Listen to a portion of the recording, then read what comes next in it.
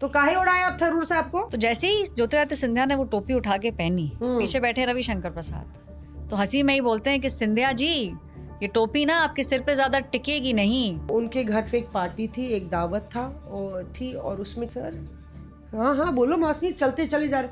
हम कहा सर आप अध्यक्ष पद का चुनाव लड़ने वाले हैं। मुस्कुराए। मुझे एक बहुत ही वरिष्ठ नेता जो आज एक बहुत बड़े राज्य के बीजेपी के प्रदेश अध्यक्ष हैं, उन्होंने बताई खुद। नाम नहीं बता सकते। उड़ गया तो पंछी, डूब गया तो मछली। कमल की तरह खिल जाते थे, लेकिन कमल में आने के बाद उनकी स्थिति बहुत ही खराब हो गई। तो जैसे आप पोर्च पे मिले बोले अरे मौसमी कैसी हैं आप, और राहुल गांधी कैसे हैं? आपके नेता ठीक है? हेमंत बिश्व शर्मा लगभग एक हफ्ते अपनी नॉन डिस्क्रिप्ट गाड़ी से होम मिनिस्टर के घर जाते थे। अच्छा। होम मिनिस्टर उस गाड़ी में बैठते थे और ये दोनों फिर ड्राइवर प्लस ये दोनों पीछे बैठ। सर घोड़ा कौन चढ़ेगा? अभी मैं थका नहीं हूँ। एक दिन राहुल गांधी उनको गाड़ी में बिठाते हैं क्या? आइए बात कर लेते हैं। मुझे तो ये लगने लग गया है अब कि कहीं ना कहीं वो बहुत इररेलेवेंट हो चुके हैं और पर्सन नॉन ग्राटा जो है, बिकॉज जो मैंने पार्लियामेंट में देखा है। बड़ा बम फोड़ रही है ऐश्वर्या, देखिए। तो बचपन में खेला ना चिड़िया उड़, आजकल चिड़ियाओं की चर्चा हो रही है। तोता उड़, मैना उड़, कौवा उड़, बकरी उड़, बकरी हाँ, शुतुरमुर्ग उड़, उड़ता है। हाँ, ऑस्ट्रिच उड़, थरूर उड़। नहीं तरुण उड़ते आ गए आप, तैयार है, हम भी तैयार है। जरा टाइम पास यहाँ पे चल रहा था और क्योंकि आज सियासी बर्ड्स की चर्चा हो रही है, शशि थरूर साहब को दो हमारे सहयोगियों ने उड़ाया है, तो उस पे आज हम रिपोर्टर्स ऑफ एयर में चर्चा करेंगे कि आखिर क्यों उड़ाया, और जो कॉक फाइट चल रही है ना पूरे सोशल मीडिया में, उस पर भी चर्चा होगी। और हर बार की तरह जो बातें आपने नहीं सुनी वो हम आपको अनसुनी बातें ऑफ रिकॉर्ड ऑफ एयर सुनाएंगे। तो आइए, मिलिंद, आरपीएन, जितेंद्र सिंधिया, गुलाम कौन हुआ, कौन आज़ाद हुआ, कौन आज़ाद होके गुलाम हुआ, इस पे चर्चा करने से पहले हम बात करते हैं the man in the I of the storm, Shashi Tharoor साहब की। और इस चर्चा पे हमारे साथ हमारे तीन ऐसे सहयोगी जुड़ रहे हैं जो सियासी जगत पर बड़ी ही पैनी नज़र रखते हैं। तो स्वागत है। चर्चा करने के लिए हमारे साथ पीयूष जुड़ रहे हैं, ऐश्वर्या जुड़ रही हैं और जितेंद्र जुड़ रहे हैं। ये तीनों रिपोर्टर्स संसद भी कवर करते हैं और पॉलिटिक्स भी कवर करते हैं। तो पीयूष, ऐश्वर्या और जितेंद्र में से दो लोगों ने थरूर साहब की चिड़िया को उड़ाया है। तो पहले पूछते हैं जितेंद्र बहादुर जी से। जितेंद्र भाई ये बताइए, कहते हैं ना कि वो बहुत पुराना गाना है, चलत मुसाफिर मोहली रे पिंजड़े वाली मुनिया, पर यहाँ पे तो गौरैया की बात हो रही है और थरूर साहब डाल रहे हैं पोस्ट कि गौरैया को परमिशन नहीं चाहिए, तो गिद्ध और चील भी उड़ रहे हैं। तो काहे उड़ाया आप थरूर साहब को? देखिए, हमने इसलिए उड़ाया, उर्दू में एक बहुत अच्छी कहावत है मौसमी कि बुलंदी की उड़ान पर हो तो जरा सब्र रखना, परिंदे बताते हैं कि आसमां में टिके नहीं होते। तो ये लाइन जो है, ये शशि थरूर का जब एक्स पर ट्वीट आया तो उस दौरान राजनीतिक गलियारों में लोग कयास लगाने लगे कि अब जैसे कि उन्होंने लिखा गौरैया के बारे में, तो गांव में, हम लोगों के गांव में ये कहते थे कि गौरैया जो है वो घरों में घोंसला बना करके रहती है, लेकिन एक घर में घोंसला बना करके गौरैया नहीं रहती। गौरैया दूसरे घर में, तीसरे घर में, चौथे घर में। लेकिन शशि थरूर के बारे में जिस तरीके से उन्होंने अपने एक्स पर लिखा, उन्होंने ट्वीट किया और ये कहा कि आसमान जो है पूरा खुला हुआ है, स्वतंत्र हैं हम उड़ने के लिए किसी भी तरीके से, तो लोग अब राजनीतिक गलियारों में कयास लगा रहे थे। और मैंने देखा कि अभी 2 दिन पहले हमारे कुछ फ्रेंड्स आए हुए थे, प्रेस क्लब में बैठे हुए थे, तो प्रेस क्लब में हम लोग दूसरी चर्चा कर रहे थे अपनी स्टोरी के बारे में, लेकिन जो सीनियर जर्नलिस्ट और बैठे हुए थे वो एक मुद्दा बना हुआ था शशि थरूर के बारे में, बातचीत चल रही थी। अच्छा। कि और इसी चीज को लेकर के कि शशि थरूर आखिर क्या करेंगे। तो उसमें सबसे बड़ी बात ये निकल करके आई कि जिस तरीके से उन्होंने पॉपुलैरिटी हासिल किया ऑपरेशन सिंदूर के दौरान, और उसके बाद जब वो गए विदेशों में, तो वहाँ पर भारत का पक्ष जिस तरीके से उन्होंने रखा, उसके बाद वहाँ ये चर्चा चल रही थी कि बीजेपी की तरफ से किसी भी तरीके का कमेंट नहीं आया। लेकिन कांग्रेस पार्टी के प्रवक्ता लेवल में बड़े नेताओं ने तो बहुत ज़्यादा कुछ नहीं बोला, लेकिन जो मीडिया सेल या फिर उनका सोशल मीडिया जो इंचार्ज, ये तमाम लोगों ने बहुत सारे कमेंट उनके ऊपर किए। तो अब ये देखना होगा कि शशि थरूर जो है, जिस गौरैया की बात हो रही है वो कहीं फुर न हो जाए, किसी दूसरे घर में न चली जाए। ये चर्चा लगातार हो रही है। पर आपने उड़ाया क्यों उनकी चिड़िया को? हमने तो यही उड़ाया कि जिस तरीके का माहौल बना हुआ है, आपको लग रहा है ऐसे माहौल में ये लग रहा है, हमको नहीं लग रहा है राजनीतिक गलियारों में ही चर्चा हो रही। और पॉलिटिकल कॉरिडोर्स तो इस तरीके के हैं, गृह मंत्रालय में जाओ तो अधिकारी बोलते हैं, दूसरी जगह पर प्रेस क्लब में बैठिए तो सीनियर पत्रकार बोलते हैं, किसी नेता या सांसद से बोलिए, संसद में तो अभी कुछ हो नहीं रहा है, लेकिन वहाँ पर भी जाइए सेंट्रल हॉल की तरफ या वहाँ, तो हर एक व्यक्ति वहाँ पर पूछता है कि भाई शशि थरूर का क्या, शशि थरूर क्या जाने वाले हैं, क्या शशि थरूर फुर होंगे, इस पार्टी से निकल जाएंगे, दूसरी पार्टी में जाते हैं तो क्या उनकी स्थिति स्ट्रांग होगी वहाँ पर। बीजेपी में अगर चले जाते हैं, कयास तो लोग इस तरीके का लगा रहे हैं। लोग ये भी बातें कर रहे हैं कि शशि थरूर को विदेश में कोई बहुत अच्छा काम मिल सकता है, हालांकि उनके पास 30 सालों का एक्सपीरियंस भी है, फिर बहुत सारी चीजें। क्या? तो ये हाँ, ऐश्वर्या बताएंगी कि पॉलिटिकल गलियारों में किस तरीके का इस वक्त चल रहा है। ऐसा ना पीयूष, ऐश्वर्या के सूत्र तुमसे ज्यादा मजबूत हैं, देखो, क्योंकि वो बोल रही है कि शशि थरूर जा रहे हैं। तो देखिए दोनों लोग ना वैसे बीजेपी कवर करते हैं और बहुत ही धुरंधर पत्रकार हैं। तो ऐश्वर्या, आपको लग रहा है कि थरूर का वक्त आ गया है, अब अपना घोंसला छोड़ के थरूर उड़ने वाले? मुझे ऐसा लगता है, देखिए मौसमी, आपने देखा होगा जो आपने सारे नाम लिए, चाहे ज्योतिरादित्य सिंधिया हो, RPN सिंह हो, गुलाम नबी आज़ाद हो, जगदम्बिका पाल हो, कहीं ना कहीं आपने देखा होगा कि किस तरीके से धीरे धीरे करके एक जो शुरुआत होती है ना किसी को अपनी पार्टी में लाने की, वो ऐसे ही होती है। कहीं पे हाथ पकड़ लेना, कहीं पे कंधे पे हाथ रख देना, शादी में चले जाना। तो उस समय जब सवाल पूछे जाते तो यही कहा जाता है ये तो पर्सनल है भाई, हमारी पार्टी को अलग रखिए। जो फोटोज आई जब डेलीगेशन वापस आया था, तो उसमें आपने देखा होगा कि फोटोज के अंदर प्रधानमंत्री नरेंद्र मोदी, जो विपक्ष के लोग जो गए थे डेलीगेशन के हेड्स बन के, शशि थरूर गए थे US। तो जिस तरीके से PM ने स्वागत किया उनका, जो फोटोज आई, जिस तरीके से PM मुस्कुरा रहे थे, एक जगह उनका हाथ भी पकड़ा, तो प्रधानमंत्री की तरफ से ये सब जो इशारे हैं, जो बॉडी लैंग्वेज है, उसकी तरफ से तो ये है कि आप जो काम वहाँ करके आए हैं बहुत अच्छा काम है। होम मिनिस्टर अमित शाह का भी पिछले 20 दिनों में 2 बार उनसे ये सवाल पूछा गया, उनका भी यही कहना है कि भाई इंडिया फर्स्ट ही तो स्टैंड लिया है शशि थरूर ने, तो गलत क्या किया है? तो ये तो बढ़िया बात है। तो कहीं ना कहीं बीजेपी को लगता है कि कांग्रेस को वक्त नहीं है शशि थरूर। ये जो बता रही है ऐश्वर्या, मतलब ये सब ऑफ रिकॉर्ड है, मतलब आप लोग को ये जानकारी ऐश्वर्या से मिल रही है कि 2 बारी अमित शाह थरूर पे बोल चुके हैं। और यही होता है इस पॉडकास्ट में। इस पॉडकास्ट में जो हम लोग अमूमन चर्चा कर रहे हैं, वो आप चर्चा इधर उधर कहीं नहीं सुनते हैं। तो अपने आप में आपको ये समझना होगा कि आपको यहाँ पे सारी जो है खुफिया जानकारी मिल रही है। पीयूष के पास भी एक बहुत ही इंटरेस्टिंग किस्सा है। जो प्रधानमंत्री ने डिनर होस्ट किया, तो फोकस किस पर था? देखिए, पटकथा जो है ना शशि थरूर को लेकर, वो तभी लिख दी गई थी जब प्रधानमंत्री का इस डेलीगेशन के फॉर्मेशन होने से पहले एक विजिट था केरला में, आपको याद होगा। और वो तस्वीर बहुत वायरल हुई थी जब प्रधानमंत्री ने हाथ मिलाया था शशि थरूर से स्टेज पे, वो सबने देखी थी वो तस्वीर।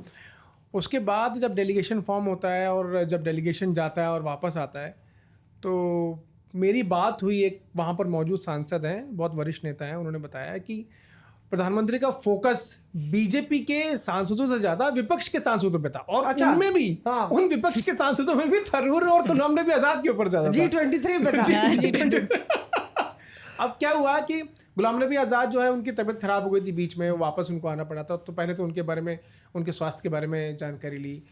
एक चीज जो शशि थरूर और गुलाम नबी आजाद ने प्रधानमंत्री को बताई जब बातचीत हुई दोनों की, तो कि प्रधानमंत्री ने पिछले अपने 1 दशक से ज्यादा का जो उनका समय रहा है प्रधानमंत्री रहते हुए, उन्होंने जिन जिन देशों का दौरा किया, वहां जाकर जो इंडियन डायस्पोरा को जो उन्होंने स्ट्रेंथन किया, उसकी वजह से जो डेलीगेशन से उनको काफी मदद मिली अपनी बात ऑपरेशन सिंदूर पर लोगों तक और देश के बाकी नागरिकों तक पहुंचाने में। ये बात शशि थरूर ने बताई, क्योंकि प्रधानमंत्री ने स्पेशली उनसे पूछा था, क्योंकि थरूर वहां पे गए थे जहां जो बहुत इंपॉर्टेंट कंट्री थी वो थी US, सबसे इम्पोर्टेंट सबसे डेलीगेशन। वो मैसेज महत्वपूर्ण जो है वो थी, क्योंकि वहां पे जाके आपको अपनी बात बतानी, और अमेरिका यही क्लेम करता है कई सारी चीज़ों में, और तो वहाँ जाकर ये बताना भी ज़रूरी था कि भाई हमने कैसे पाकिस्तान को घुटने पे लाया और सीज फायर की बात भी पूरी जो कह रहे हैं ट्रम्प, उसको भी वो भी नैरेटिव जो है बस्ट करना था।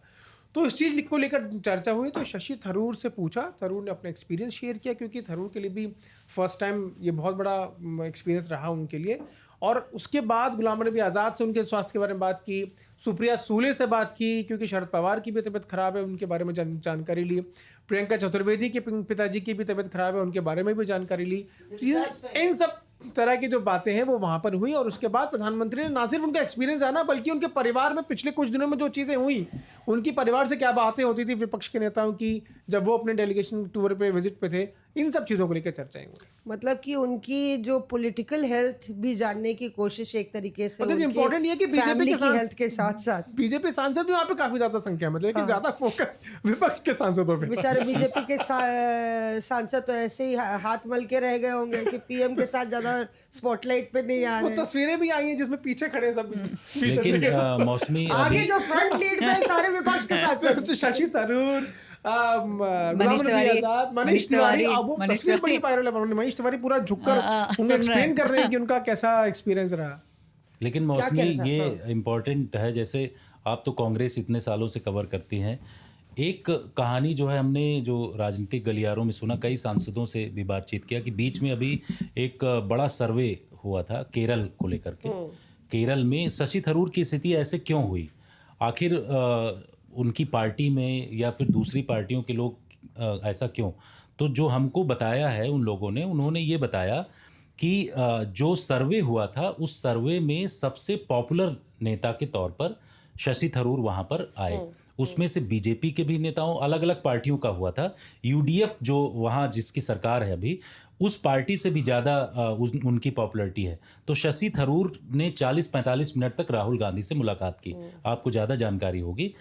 मुलाकात किया और उसके बाद पर्सनल मुलाकात में शशि थरूर ने ये कहा कि भाई या तो मुझे वहाँ के मुख्यमंत्री पद का उम्मीदवार बनाइए जो अगला चुनाव होगा, या फिर हमें सेंटर में कोई बड़ा रोल दीजिए, मतलब कांग्रेस पार्टी के अंदर उनको कोई बड़ा रोल दीजिए, बड़ा काम दीजिए। क्योंकि अभी आप देखिए कि शशि थरूर इतने पॉपुलर नेता हैं, उन्होंने 2018 में बड़ी किताब लिखी है, कई किताबें लिख चुके हैं शशि थरूर, लेकिन उनका जो रोल है उस टाइप में नहीं। तो शशि थरूर को लगता है कि उनको जो है अगर बेहतर तरीके का रोल मिलेगा इस विद इन द पार्टी तो वो रुकेंगे, अगर नहीं मिलता है तो वो फुर हो जाएंगे दूसरी पार्टी में। इस तरीके का उनके दिमाग में चल रहा है जो बातें राजनीतिक गलियारों हो रहे हैं। आपको ज़्यादा पता होगा, इतने सालों से आप कांग्रेस कवर करती हैं, आपको पता होगा गांधी परिवार को आपने बड़े नज़दीक से देखा, सोनिया, राहुल, इसके साथ साथ प्रियंका, शशि थरूर के सबसे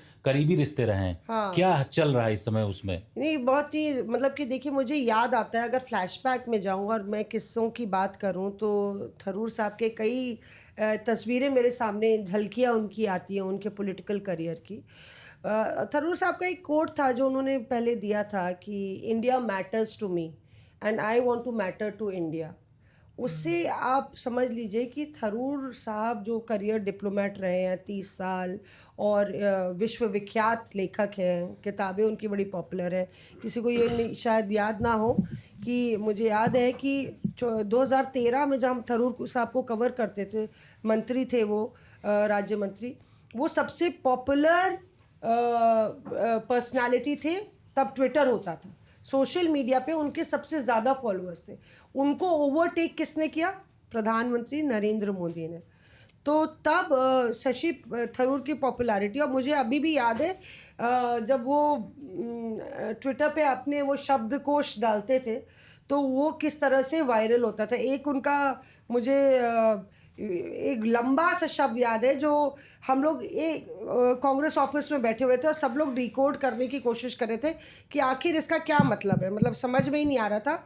और वो शब्द था 2018 में उन्होंने डाला था ये वाला शब्द, हिप्पोपोटामोनोस्ट्रोसिक क्यूपीडियालीफोबिया। हिप्पोपोटामोनोस्ट्रोसिक्विपीडिलिया फोबिया, मतलब मैं गलत ही बोल रही होंगी, मतलब ये होता है फियर ऑफ लॉन्ग वर्ड्स, ठीक है। मतलब जो हम सबको होगा कि यार इतना लंबा शब्द है कि उसके मायने। तो शशि थरूर हमेशा लीग से हट के रहे।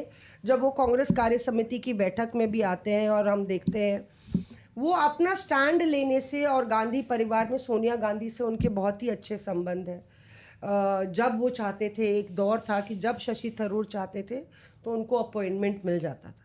लेकिन किस्सा एक डिनर का है जिससे कि बात बिगड़ी, और वो डिनर था जहाँ पे G23 का आप कह लीजिए कि बीज बोया गया। इंसेप्शन। उनके घर पे एक पार्टी थी, एक दावत थी, और उसमें किनके घर में? चिदम्बरम, शशि थरूर साहब के घर पे, उनका लोधी एस्टेट में घर है, और उनके घर पे दावत थी, और ये सारे नेता आए थे। G23 आनंद शर्मा भी थे, कपिल सिब्बल भी थे, चिदम्बरम भी थे, शायद आज़ाद नहीं थे, पर ये सब नेता आए थे। और उस समय ये आइडिया मूट हुआ था G23 का, एक वो वक्त था। और उसके बाद G23 का जो भी सियासी रायता फैला और बवाल हुआ, नेता छोड़ के गए, ठीक है। उसके बाद उसमें दूसरी कड़ी, वो बात पार्टी आलाकमान नहीं भूला, उससे फासले शशि थरूर साहब के बढ़ते चले गए। और उसके बाद दूसरी कड़ी उसमें थी, अगर आप लोग को याद हो तो उन्हें कांग्रेस प्रेसिडेंट का चुनाव लड़ा। वो सोनिया गांधी के पास गए और उन्होंने बोला कि आपका अपॉइंटमेंट उनको मिल गया। तो सोनिया गांधी से उन्होंने पूछा कि मैं चुनाव लड़ना चाहता हूँ, और पार्टी आलाकमान ये दिखाना चाहता था कि चुनाव सबके लिए खुला हुआ है। तो सोनिया गांधी ने बोल दिया yes, whoever can fight, wants to fight can fight. और उस वक्त पार्टी आलाकमान का कोई कैंडिडेट नहीं था, और ये बोला था औपचारिक रूप से कि हमारा कोई कैंडिडेट नहीं होगा। राहुल गांधी चाहते थे कि गहलोत चुनाव लड़े, गहलोत की नज़र राजस्थान पे थी। वो सबसे बड़ा लेट डाउन राहुल गांधी के लिए उस वक्त हुआ। और उस वक्त फिर दिग्विजय सिंह मेरे साथ ही, हम लोग भारत जोड़ो यात्रा में थे, दिग्विजय सिंह वहीं पे थे। तो ऐसे खबर आने लगी, ऑफिस ने फ़ोन किया, अरे मौसमी दिग्विजय सिंह चुनाव लड़ने वाले हैं, हमारे बगल में खड़े हुए। हम बोले सर, हाँ बोलो मौसमी, चलते चले जा रहे। हमने कहा देखिए कितने चेहरे होते हैं नेताओं के। हम कहा सर आप अध्यक्ष पद का चुनाव लड़ने वाले हैं। हे मुस्कुराए, कुछ बोले नहीं। दिग्विजय सिंह कहाँ, आप भाप ही ना पाए उनके, और वो मुस्कुराते रहे। तो हमने सर बता दीजिए सर, बहुत प्रेशर है, दफ्तर से प्रेशर है। वो वहाँ पे केरल में थे, तो बोले मैं रात को जा रहा हूँ दिल्ली, मैं इतना बोल सकता हूँ। अब जो बेसिकली सूत्रधार है भारत जोड़ो यात्रा का, आधार है भारत जोड़ो यात्रा का, वो रात को जा रहे हैं दिल्ली। तो सर आपकी नहीं, मेरी बात हो गई मैडम से या राहुल गांधी से उनकी बात हो गई। तो उन्होंने कहा हाँ यू फाइन। राहुल गांधी से उनकी बात हो गई, वो गए वहाँ पे, और देर रात ये खबर आई कि खरगे साहब नामांकन दाखिल करेंगे, दिग्विजय को रोका गया। सुबेरे केसी वेणुगोपाल आए, बोले कि ये हमारे सूत्र ये बोलते हैं कि केसी वेणुगोपाल ने बोला आप नामांकन मत दाखिल कीजिए, क्योंकि कोई नहीं चाहता था कि खरगे साहब के खिलाफ कोई खड़ा हो। और पर शशि थरूर लड़े, दिग्विजय नहीं लड़े, और वो आए, उनकी पूरी जमात आ गई थी, पूरे समर्थक आ गए थे मध्य प्रदेश से, पूरा भरा हुआ था कांग्रेस ऑफिस मध्य प्रदेश के समर्थकों से। पर दिग्विजय हैड टू विड्रॉ, पर शशि थरूर ने विड्रॉ नहीं किया। वो उनकी दूसरी कड़ी दूरी जो हुई पार्टी आलाकमान से। डिनर के बाद दूसरा ये, और उसके बाद फिर दूरियां बढ़ती चली गई, क्योंकि वो उसके बाद से 1.5 साल से उनको राहुल गांधी से अपॉइंटमेंट ही नहीं मिला। अभी जो जितेंद्र जिक्र कर रहे हैं 1.5 घंटे का, आधा घंटे का जो अपॉइंटमेंट मिला। अभी हम चिड़िया उड़ खेल रहे थे, तो उसमें मैंने हल्की चिड़िया उड़ाई फिर बैठा दी। उसका कारण ये है कि शशि थरूर, तुम सेफ खेल रहे थे बेसिकली, तुम सेफ खेल रहे थे। शशि थरूर जो है, तुम बाज हो बिल्कुल। आप ये देखिए ना कि कई सारे ऐसे लोग हैं जो बीजेपी सरकार का बाहर से समर्थन करते हैं। जैसे आपको याद होगा कि 19 से 24 तक वाईएसआरसीपी, बीजेडी, कोई बिल अगर राज्यसभा में चाहिए होता था समर्थन, तो ये पार्टी उनको समर्थन कर दिया करती थी। तो वैसे ही G23 में से गुलाम नबी आज़ाद है, और आजकल शशि थरूर भी ऐसे साबित होते हुए नजर आ रहे हैं। शशि थरूर की जहाँ तक बात है, मैं आपको बताऊँ, मुझे एक बहुत ही वरिष्ठ नेता जो आज एक बहुत बड़े राज्य के बीजेपी के प्रदेश अध्यक्ष हैं, उन्होंने बताई खुद, नाम नहीं बता सकते। और उन्होंने बताया कि उनकी बातचीत 2024 लोकसभा इलेक्शन से पहले शशि थरूर के साथ हुई थी और शशि थरूर ने खुद अपनी इच्छा जाहिर की थी कि वो बीजेपी में आना चाहते हैं। और ये जो बातचीत हुई उसमें ना सिर्फ ये बीजेपी प्रदेश अध्यक्ष मौजूद थे, बल्कि एक सूबे के, बड़ा सूबा है, उसके मुख्यमंत्री भी उस बातचीत में शामिल थे। अच्छा। और ये जो दोनों बीजेपी के नेता हैं, ये गृह मंत्री अमित शाह और बीजेपी की जो टॉप लीडरशिप है उनके काफ़ी करीबी हैं। उनकी बातचीत जो शशि थरूर से हुई, उस बातचीत में ये निकल के आया कि शशि थरूर ये चाहते थे कि अगर वो चुनाव लड़ते हैं तो बीजेपी उनका समर्थन करे, अगर नहीं करती है और अगर बीजेपी चाहती है कि वो अलग से बीजेपी के लिए काम करें तो फिर उनको सेंटर में कोई अगर गवर्नमेंट बन जाती है तो उनको कोई पोस्ट दी जाए। काफ़ी डेलिब्रेशंस हुए, डिस्कशंस हुए, काफ़ी बातचीत हुई। फाइनली जब ये मसला टॉप लेवल पे पहुंचा बीजेपी में, यानी अध्यक्ष और प्रधानमंत्री के लेवल तक, तब ये डिसाइड हुआ कि ठीक है, आप जैसा चाहते हैं वैसा आप करिए, बाद में देखा जाएगा। बात वहाँ टल गई। कई बार ऐसा हुआ है कि कई नेता जो आज कांग्रेस के थे और जो आज बीजेपी के अंदर है, उनके साथ भी ऐसा रहा है कि वो कोशिश की, बातचीत हुई, लेकिन नहीं आ पाए, और लेकिन बाद में वो आ गए। तो उनमें शशि थरूर का जो पहला दौर है नहीं आने वाला, वो पूरा हो चुका है। अब दूसरे दौर पर हम मौजूद हैं, दूसरे दौर पे चल रहे हैं। नहीं, इसमें ऐश्वर्या दिलचस्प ये है कि एक तरफ कांग्रेस के बीजेपी के पास भी काफ़ी धुरंधर है, लेकिन शशि थरूर की यूएसपी बीजेपी को क्या मतलब कि आपको लगता है, क्योंकि आप कह रही हैं कि वो शायद जाने वाले हैं, तो यूएसपी शशि थरूर की चर्चा होती है नेताओं के बीच में? आपने किसी नेता से पूछा कि वो अगर आएंगे तो बीजेपी में रह के ज़्यादा उनको बीजेपी का फ़ायदा है कि कांग्रेस में रह के जिस तरह से वो प्रधानमंत्री की भूरी भूरी प्रशंसा करते हैं? क्योंकि मैं इसलिए कह रही हूँ कि अभी कुछ दिन पहले खरगे साहब से हम ही ने पूछा था वो सवाल कि शशि थरूर साहब, तो आप कह रहे हैं कि ट्रंप से डरते हैं मोदी, और शशि थरूर साहब प्रशंसा करते हैं। तो खरगे साहब ने छूटते बोला, मुझे इतनी इंग्लिश तो आती नहीं है, वो बहुत अच्छे इंग्लिश में है। तो मतलब कि उन्होंने बोला कि कांग्रेस कार्य समिति में इसीलिए वो है। तो वो मैं उसको डिकोड करने की ये कोशिश कर रही हूँ। वो पहली बार था जब पार्टी आलाकमान के, मैं रिश्तों की बात ही कर रही हूँ, कि पहली बार कांग्रेस प्रेसिडेंट या राहुल गांधी या सोनिया गांधी में से एक जने ने शशि थरूर की जो इतना इम्पोर्टेंस की बात है, या शशि थरूर बतौर एक एमपी, उनको स्लाइड किया या एक तरीके से फटकार लगाई, या उसके बाद बाकी नेताओं को लाइसेंस मिल गया। और उसके बाद खरगे साहब, एक लंच था तो खरगे साहब के साथ हम लोग बैठे हुए थे, चर्चा कर रहे थे, तो वो बड़े क्लियर थे। वो ये भी कह सकते थे कि मैं इस पर टिप्पणी नहीं करना चाहता हूँ, पर कहीं ना कहीं खरगे साहब को भी लगा, अरे थरूर साहब सिर्फ अपनी ऑडियंस को केटर कर रहे हैं। तो कांग्रेस को भी लगता है कि पानी अब सर से ऊपर निकल रहा है। मैं आपको बता दूं, मैंने होम मिनिस्टर की बात करी थी, तो ये सवाल होम मिनिस्टर से मैंने ही पूछा था, क्योंकि जो यूनियन मिनिस्टर्स हैं बीजेपी के टॉप 5, उनमें भी कहीं ना कहीं ये चर्चा पिछले 20-25 दिनों में हो रही है।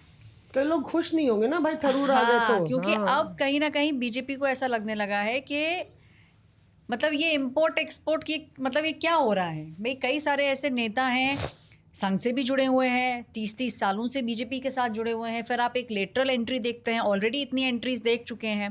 तो कहीं ना कहीं ये जो टॉप 6 लीडर्स हैं, मंत्री वगैरह जो है, उनमें ये पिछले 20-25 दिनों में बात हुई है। छोटी गैदरिंग थी, होम मिनिस्टर अमित शाह जी जो कभी कभी ऑफ रिकॉर्ड करते हैं, तो ये ऑफ रिकॉर्ड की ही बात है, उसमें ये सवाल पूछा गया। मैंने ही ये सवाल पूछा क्योंकि शशि थरूर आएंगे नहीं आएंगे, एक चीज़ जो क्लियर है बीजेपी के अंदर, वो ये है कि शशि थरूर ने वहाँ जाके जो बोला वो है इंडिया फर्स्ट, और बीजेपी की मानसिकता भी यही है, इंडिया फर्स्ट।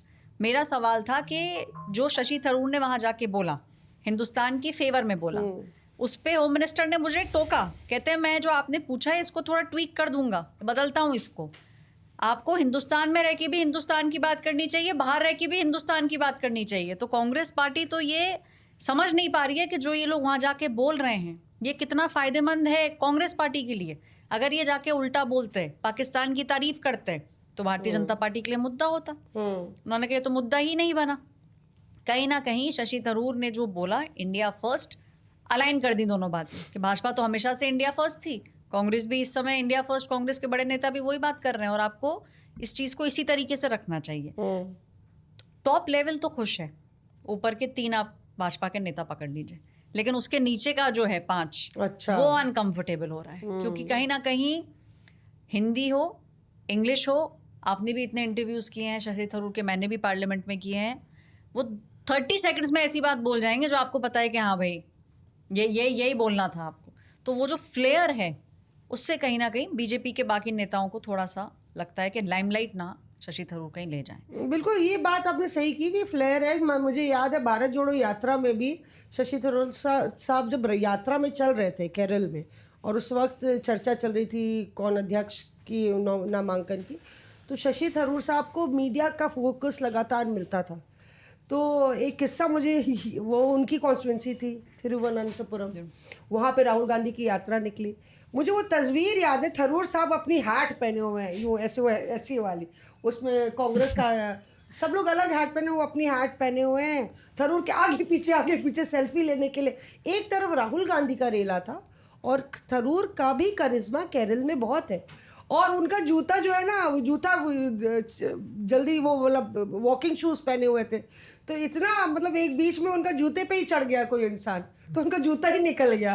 फिर वहाँ पे वो उतने में राहुल गांधी का जो पूरा रेला है वो आगे निकल गया। राहुल गांधी चलते भी बहुत जोर से, बहुत तेज से चलते हैं, और वो ये उनका जूता निकल गया, बोले ओहो मौसमी वेट अ सेकंड, पूरा जूता निकल गया। फिर जूता अपना पहने, फीता बांधे, पीछे पीछे वो he was trying to play catch up with Rahul Gandhi.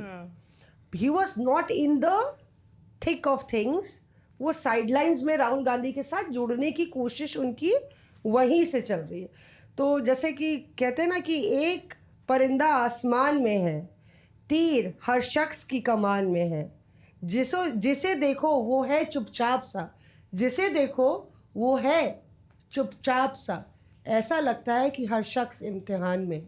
तो मतलब इस वक्त तो शशि थरूर जिस तरह से बोल रहे हैं, तो उन पर जो कांग्रेस नेताओं की प्रतिक्रिया आ रही है, जैसे मानिकम टेगोर या ये सब जो लोग हैं, मेरी एक नेता से चर्चा हो रही थी, तो वो बोल रहे थे कि देखिए थरूर साहब मतलब एक जो छोड़ गए हैं, कह रहे थे थरूर साहब किसी वक्त भी जा सकते हैं, उनको कांग्रेस खदेड़ेगी, उनके लिए परिस्थिति ऐसा पैदा कर देगी, क्योंकि वो पब्लिक पर्सनालिटी हैं, अपनी इमेज को लेके कॉन्शियस है। और खरगे साहब का जो उन्होंने बोला, तो वो एक बहुत बड़ी बात है कि खरगे साहब इस तरह से बोल दें कि 30-35 नेता कांग्रेस कार्य समिति में हैं, तो क्या हुआ। तो जितेंद्र, आपको लगता है कहीं ना कहीं कि ये वो सिचुएशन आ गई है जो सिंधिया है या हेमंत है उनके साथ आई थी? देखिए, शशि थरूर के लिए एक बढ़िया कहावत जो है वो फिट होती है, उड़ गया तो पंछी, डूब गया तो मछली। ये फिट हो रहा है बहुत ही अच्छे तरीके से, क्योंकि शशि थरूर का जिस तरीके का माहौल बना हुआ है, उनके सामने 2 या 3 ऑप्शन हैं इस वक्त। जैसा कि हमने चर्चा में सुना है कि शशि थरूर बीजेपी में अगर जाते हैं तो क्या उनकी वैसी एक्सेप्टेंस होगी जैसे दूसरे नेताओं की हुई है, क्योंकि बीजेपी में बहुत सारे नेता कांग्रेस पार्टी से गए हैं, सबको वो मुकाम नहीं मिला है जो मिलना चाहिए। बहुत सारे लोग साइड लाइन में हैं, बहुत सारे लोग तो बोल ही नहीं पाते हैं, छिपे हुए रहते हैं। ऐसे ही एक नेता हैं अपने उत्तर प्रदेश के, राहुल गांधी के बहुत खास थे, पार्लियामेंट के अंदर देखते हैं हम उनको कि जो मुखर होकर के खिलखिलाते थे, हंसते थे, कमल की तरह खिल जाते थे, लेकिन कमल में आने के बाद उनकी स्थिति बहुत ही खराब हो गई। मैंने देखा बोल तक नहीं पाते हैं। तो शशि थरूर के सामने जो ऑप्शंस हैं, बीजेपी में अगर आते हैं तो क्या उनको उस तरीके का फ़ायदा मिलेगा जो स्थिति कांग्रेस पार्टी में, क्योंकि जब उन्होंने कांग्रेस पार्टी ज्वाइन किया था, सोनिया गांधी जब उनको लेकर के आई थी तो उनको बहुत बड़ा मुकाम दिया गया था। कांग्रेस पार्टी अगर उनको हटाती है, दूसरा ऑप्शन ये है कि कांग्रेस पार्टी अगर उनको हटाती है तो शशि थरूर विक्टिम कार्ड खेलेंगे और उससे उनकी पॉपुलैरिटी और ज़्यादा बढ़ेगी, कांग्रेस को इससे नुकसान होगा। और शशि थरूर अगर खुद छोड़ करके जाते हैं तो शशि थरूर खुद छोड़ करके जाएंगे तो उनके लिए दिक्कत हो सकती है। लोग जो चर्चा राजनीतिक गलियारों में कर रहे हैं अलग अलग जगहों पर, वो ये कह रहे हैं उनकी सदस्यता चली जाएगी ना, खुद छोड़ के जाएंगे तो पार्टी को सदस्यता चली जाएगी, ये दिक्कत होगी, इसलिए पार्टी उनको हटा नहीं रही है। राजनीतिक गलियारों में ये चर्चा है, बहुत ज़्यादा चर्चा है, पॉसिबिलिटी ये है, हो सकता है कि ये breaking news reporters off air में हो जाए, ले ठीक है, ये ब्रेकिंग न्यूज़ भी हो सकती है हाँ। कि उनको सरकार की तरफ से एक कोई ऐसा काम दे दिया जाए, वो किसी कंट्री के जो बेहतरीन, चाहे यूएस हो और दूसरी कंट्री जहाँ पर भारत के अच्छे रिश्ते बनाने हैं, उनको राजदूत बना दिया जाए। किसी भी पॉलिटिकल पार्टी को सरकार बना सकती है, उनके पास ऑप्शन होते हैं बहुत सारे, पता है सबको। तो ये हो या एक सकता है पद क्रिएट कर दिया जाए उनके लिए, नया ब्रांड पद एम्बेसडर क्रिएट के कर तौर दिया पे। जाए, हाँ। कुछ हो सकता है। चर्चा चल तो भी रही है इस इसकी। तरीके की चर्चा ब्रेकिंग न्यूज़ रिपोर्टर्स है। ऑफ एयर में हम लोग कर रहे हैं। हो सकता है कि आगे आने वाले 2-4-10 दिनों में इस तरीके का हो जाए। तो क्या होगा उस दौरान? ये होगा कि कांग्रेस पार्टी को भी कोई दिक्कत नहीं, क्योंकि वो जा करके विदेशों में देश की बात करेंगे, देश हित की बात करेंगे, राष्ट्रवाद की बात करेंगे। और बीजेपी को भी कोई दिक्कत नहीं होगी, क्योंकि बीजेपी पार्टी में सीधे शामिल नहीं हुए, सरकार की तरफ से उनको एक बढ़िया पद दे दिया गया, डिप्यूट कर दिया गया। तो ये संभावना बन रही है। और शशि थरूर को अगर मौका मिलेगा तो मुझे ये लगता है कि जो इन 3 संभावनाओं में से एक जो है, जो विदेश जाने का उनको मौका मिलेगा, क्योंकि 30 सालों का एक्सपीरियंस उनको रहा है। विदेशों में जब जाते हैं तो हमने देखा है कि उनकी क्रेज़ भी है। वहाँ पर लोग महिला पुरुष सब उनके बीच में सेल्फी लेना, ये महिलाएं सब ज़्यादा बहुत, हाँ, ये तो इसीलिए मैंने नाम लिया पहले। सेल्फी लेना, ये लेना उनका पूरा मतलब क्रेज़ है। तो उस चीज़ को वो पसंद भी करेंगे।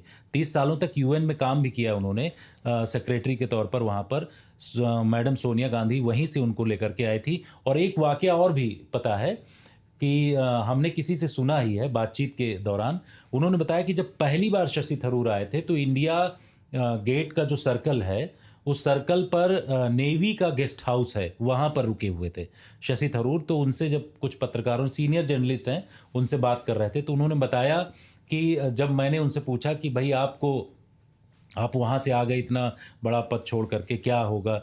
तो उन्होंने कहा कि राजनीति में बहुत सारी संभावनाएं होती हैं और उन्हीं संभावनाओं को लेकर के हम भारत देश में, मतलब यहाँ देश में आए हैं। तो वही वो दिखा ही सब, 4 बार सांसद वो बने और उनको पॉलिटिकल तरीके से बेहतर यूपीए सरकार में उनको मंत्री पद दिया गया और पद भी दिया गया। सारी स्थिति उनके स्पष्ट रही। लेकिन ये वाला जो अभी चर्चा चल रही है कि उनको विदेश में कोई बड़ा पद मिल सकता है, सरकार उनको दे सकती है, ये आने की संभावना आने वाले दिनों में दिखाई। देखिए, पॉलिटिकल इक्वेशन भी अगर आप देखें केरल की, तो इस बार तिरुवनंतपुरम में राजीव चंद्रशेखर जो बीजेपी की तरफ से कैंडिडेट थे, उन्होंने उनको अच्छी फाइट दी। मतलब अगर डिफरेंस देखें, वोट डिफरेंस शशि थरूर और राजीव चंद्रशेखर का, तो सिर्फ 12,000 के मार्जिन से थरूर जीते। और इससे पहले लेकिन उनकी लैंडस्लाइड विक्ट्री हुआ करती थी शशि थरूर की। तो थरूर ये समझ गए कि बीजेपी ने अपना फुटप्रिंट अर्बन एरियाज में वहाँ पर बना लिया है। केरल में इलेक्शंस भी वहाँ पर होने वाले हैं। तो उनके पास ऑप्शंस के लिए क्या क्या ऑप्शंस, उनके पास क्या क्या है? उनके पास यह है, या तो वो, क्योंकि ये वो लोग हैं जो मंत्री रहे काफ़ी लंबे समय तक और 10 साल से ज़्यादा का समय हो गया है, कोई पावर हाथ में रही नहीं है। और ये एक बहुत अच्छा, जिस तरह के माहौल बने हुए, एक बहुत अच्छा अपॉर्चुनिटी है शशि थरूर के लिए कि वो, जैसा जितेंद्र जी बता रहे हैं, कि कोई एक ऐसा पद सरकार उनके लिए क्रिएट करे ताकि वो भारत सरकार की बातें दूसरे देशों में जाकर रखें। और इसको लेकर चर्चा भी चल रही है। फिर विदेश मंत्री क्या करेंगे? नहीं, चर्चा चल रही है। क्या वो चर्चा ये चल रही है कि कुछ सांसदों का क्या होता है कि कुछ एक कमिटीज़ होती हैं जो ट्रैवल करती हैं। 2014 से पहले जो है ग्रुप्स हुआ करते थे यूपी गवर्नमेंट्स के दौरान, जो जिसमें सांसद होते थे और वो भारत सरकार की कोई बात, कोई डीलिंग है, कुछ चीज़ है, कोई पक्ष रखना है, अगर विदेश मंत्री नहीं गए हैं या वहाँ डिप्लोमेट नहीं है, तो एक ग्रुप ऑफ एमपीज़ जो है वो जाया करता था। उसी तरह को लेकर उसी तर्ज पर एक चर्चा चल रही है कि शायद अब इस तरह के डेलीगेशंस जो है दोबारा से बनाए जाएं। वो इसलिए क्योंकि ऑपरेशन सिंदूर के बाद जो डेलीगेशन भेजे गए उसका काफ़ी सक्सेसफुल इम्पैक्ट दिखा गया है। तो हो सकता है कि इन डेलीगेशंस को लीड करें शशि थरूर। ये सब चीज़ें चर्चाएं चल रही। एक देखिए, हाँ, इसमें जो किस्सा ये डेलीगेशन वाला था ना, इसमें एक किस्सा मैं आपको बताती हूँ। यूएस डेलीगेशन गए थे, शशि थरूर लेके गए थे, हेड थे उसके। एक जो उनके साथ जो ट्रैवल कर रहे थे, डेलीगेशन का ही पार्ट है, सांसद हैं, ये लोग आजू बाजू की सीट में बैठे थे। शशि थरूर जब वापस आ रहे थे तब तक ये रायता काफ़ी फैल चुका था। कांग्रेस की तरफ से भी कुछ दबे पांव बयान आ रहे थे, भारतीय जनता पार्टी सराहना कर रही थी, क्या बात है, क्या बात है, ओपनली बीजेपी स्पोक्सपर्सन तक कह रही थी। तो अब ये वापस आ रहे हैं फ्लाइट के अंदर, उनके बाजू के अंदर वो एमपी बैठे हुए हैं ये भी पूर्व कांग्रेस वाले हैं जो इनके बाजू में बैठे हैं। तो फॉर्मर कांग्रेस और शशि थरूर बैठे। अब शशि थरूर ने अपना फ़ोन निकाला, हाँ, और फ़ोन निकाल के वो ये सब देख रहे हैं, कांग्रेस ने क्या बयान दिया। अच्छा, उस समय एक फ़ोटो थी। अब शशि थरूर ये बोलते ना कि भाई अगर महिलाएं फ़ोटो खिंचवा रही हैं तो उसमें उनकी क्या गलती है। तो एक फ़ोटो उन्होंने डेलीगेशन जब वो वहाँ गए थे खींची थी, जिसको ट्विटर पर डाला, फिर उस पर बवाल मचा। तो थरूर ये सब पढ़ रहे हैं, फिर उन्होंने अपना फ़ोन नीचे रख दिया। फिर उन्होंने वो जो मतलब अब सांसद हैं, पूर्व कांग्रेस पार्टी में रह चुके हैं, तो उन्होंने उनकी तरफ देख के बोला कि मतलब मेरी इसमें गलती क्या है। फिर फ़ोन निकाल के वो उन्होंने फ़ोन दिखाया, और पूरे रास्ते वो जो 18 घंटे जो थे उसके अंदर शशि थरूर बहुत ज़्यादा अपसेट थे। इसलिए अपसेट थे क्योंकि वो उनको यही बता रहे थे कि आप देखिए कांग्रेस मेरे साथ क्या कर रही है। भाई मुझे अपॉर्चुनिटी मिली जाने की कांग्रेस की तरफ से, उन्होंने नाम नहीं दिया, लेकिन मुझे देश को रिप्रेजेंट करने का मौका मिला, तो मैंने देश को रिप्रेजेंट किया, और मैंने ऐसा गलत क्या बोला। तो वो 18 में से कम 10 घंटे वो पूर्व अपने जो कांग्रेस वाले थे उनसे यही पूछते रहे कि आपको अगर समझ आ रहा है, आप डेलीगेशन में मेरे साथ थे, तो मुझे समझा दो कि आखिर मेरी गलती क्या है। तो वो बैकवर्ड जर्नी जो थी from US to India Shashi Tharoor के लिए बहुत डिफ़िकल्ट थी। जब मेरी इनसे बात हुई जो एमपी इनके साथ थे, तो उनका यही कहना था कि ऐश्वर्या इतना अपसेट उन्होंने इतने लंबे टाइम में शशि थरूर को नहीं देखा, और इस बार अच्छा दुखी थे उसको लेकर। इस बार शशि थरूर बहुत दुखी थे। नहीं, इसमें एक बात है कि कई नेता बहुत दुखी होके उन्होंने पार्टी छोड़ी, और चलिए चर्चा करते हैं, क्योंकि जब बात हो रही है शशि थरूर साहब की तो थोड़ी दुकान आगे बढ़ाई जाए। एक चाय ख़त्म ही हो गई है, तो बात करें कि बीजेपी में जो कांग्रेस के एक्स फैक्टर्स हैं, जितने एक्स हैं कांग्रेस के, उसमें कई ऐसे हैं जो अभी देख रहे हैं कि कब हमारी घर वापसी हो सकती है, और कई ऐसे हैं जो बहुत ही अच्छी पोजीशन पे आ गए हैं और टॉप जॉब उनके पास है, और मुख्यमंत्री भी बन गए हैं। हाँ, मुख्यमंत्री भी बन गए। तो वो फेयरनेस काफ़ी दिलचस्प है, और उसमें उत्तर से लेके पश्चिम तक सारा दक्षिण से लेके पूरब तक सारे लोग उसमें मौजूद हैं, और हेमंत उनमें नंबर 1 स्पॉट पे है। जी। तो बात ये नहीं हो रही है कि भाई देखिए, आप बीजेपी को रेड कार्पेट अगर रोल करती है तो सबको कई जगह सबको अकोमोडेट करना भी आता है, जिसको उसको लगता है कि इसमें वजन है। हेमंता का मुझे याद है कि जब हम उनको कवर करते थे तो वो बहुत ही डायनेमिक मतलब नेता थे। अभी हमको पार्लियामेंट में मिले थे, तो पोर्च पे हम खड़े हुए थे, जब शुरुआत उन्हीं के, तो एक किस्सा सुनाती हूँ।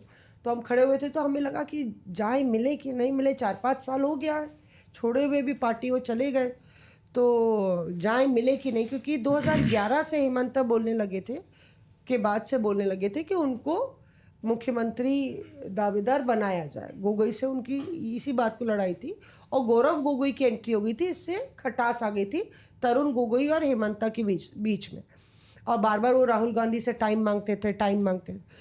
तो मैंने कहा कितना समय हो गया, पता नहीं उनको याद होगा कि मैं कौन हूँ ये है।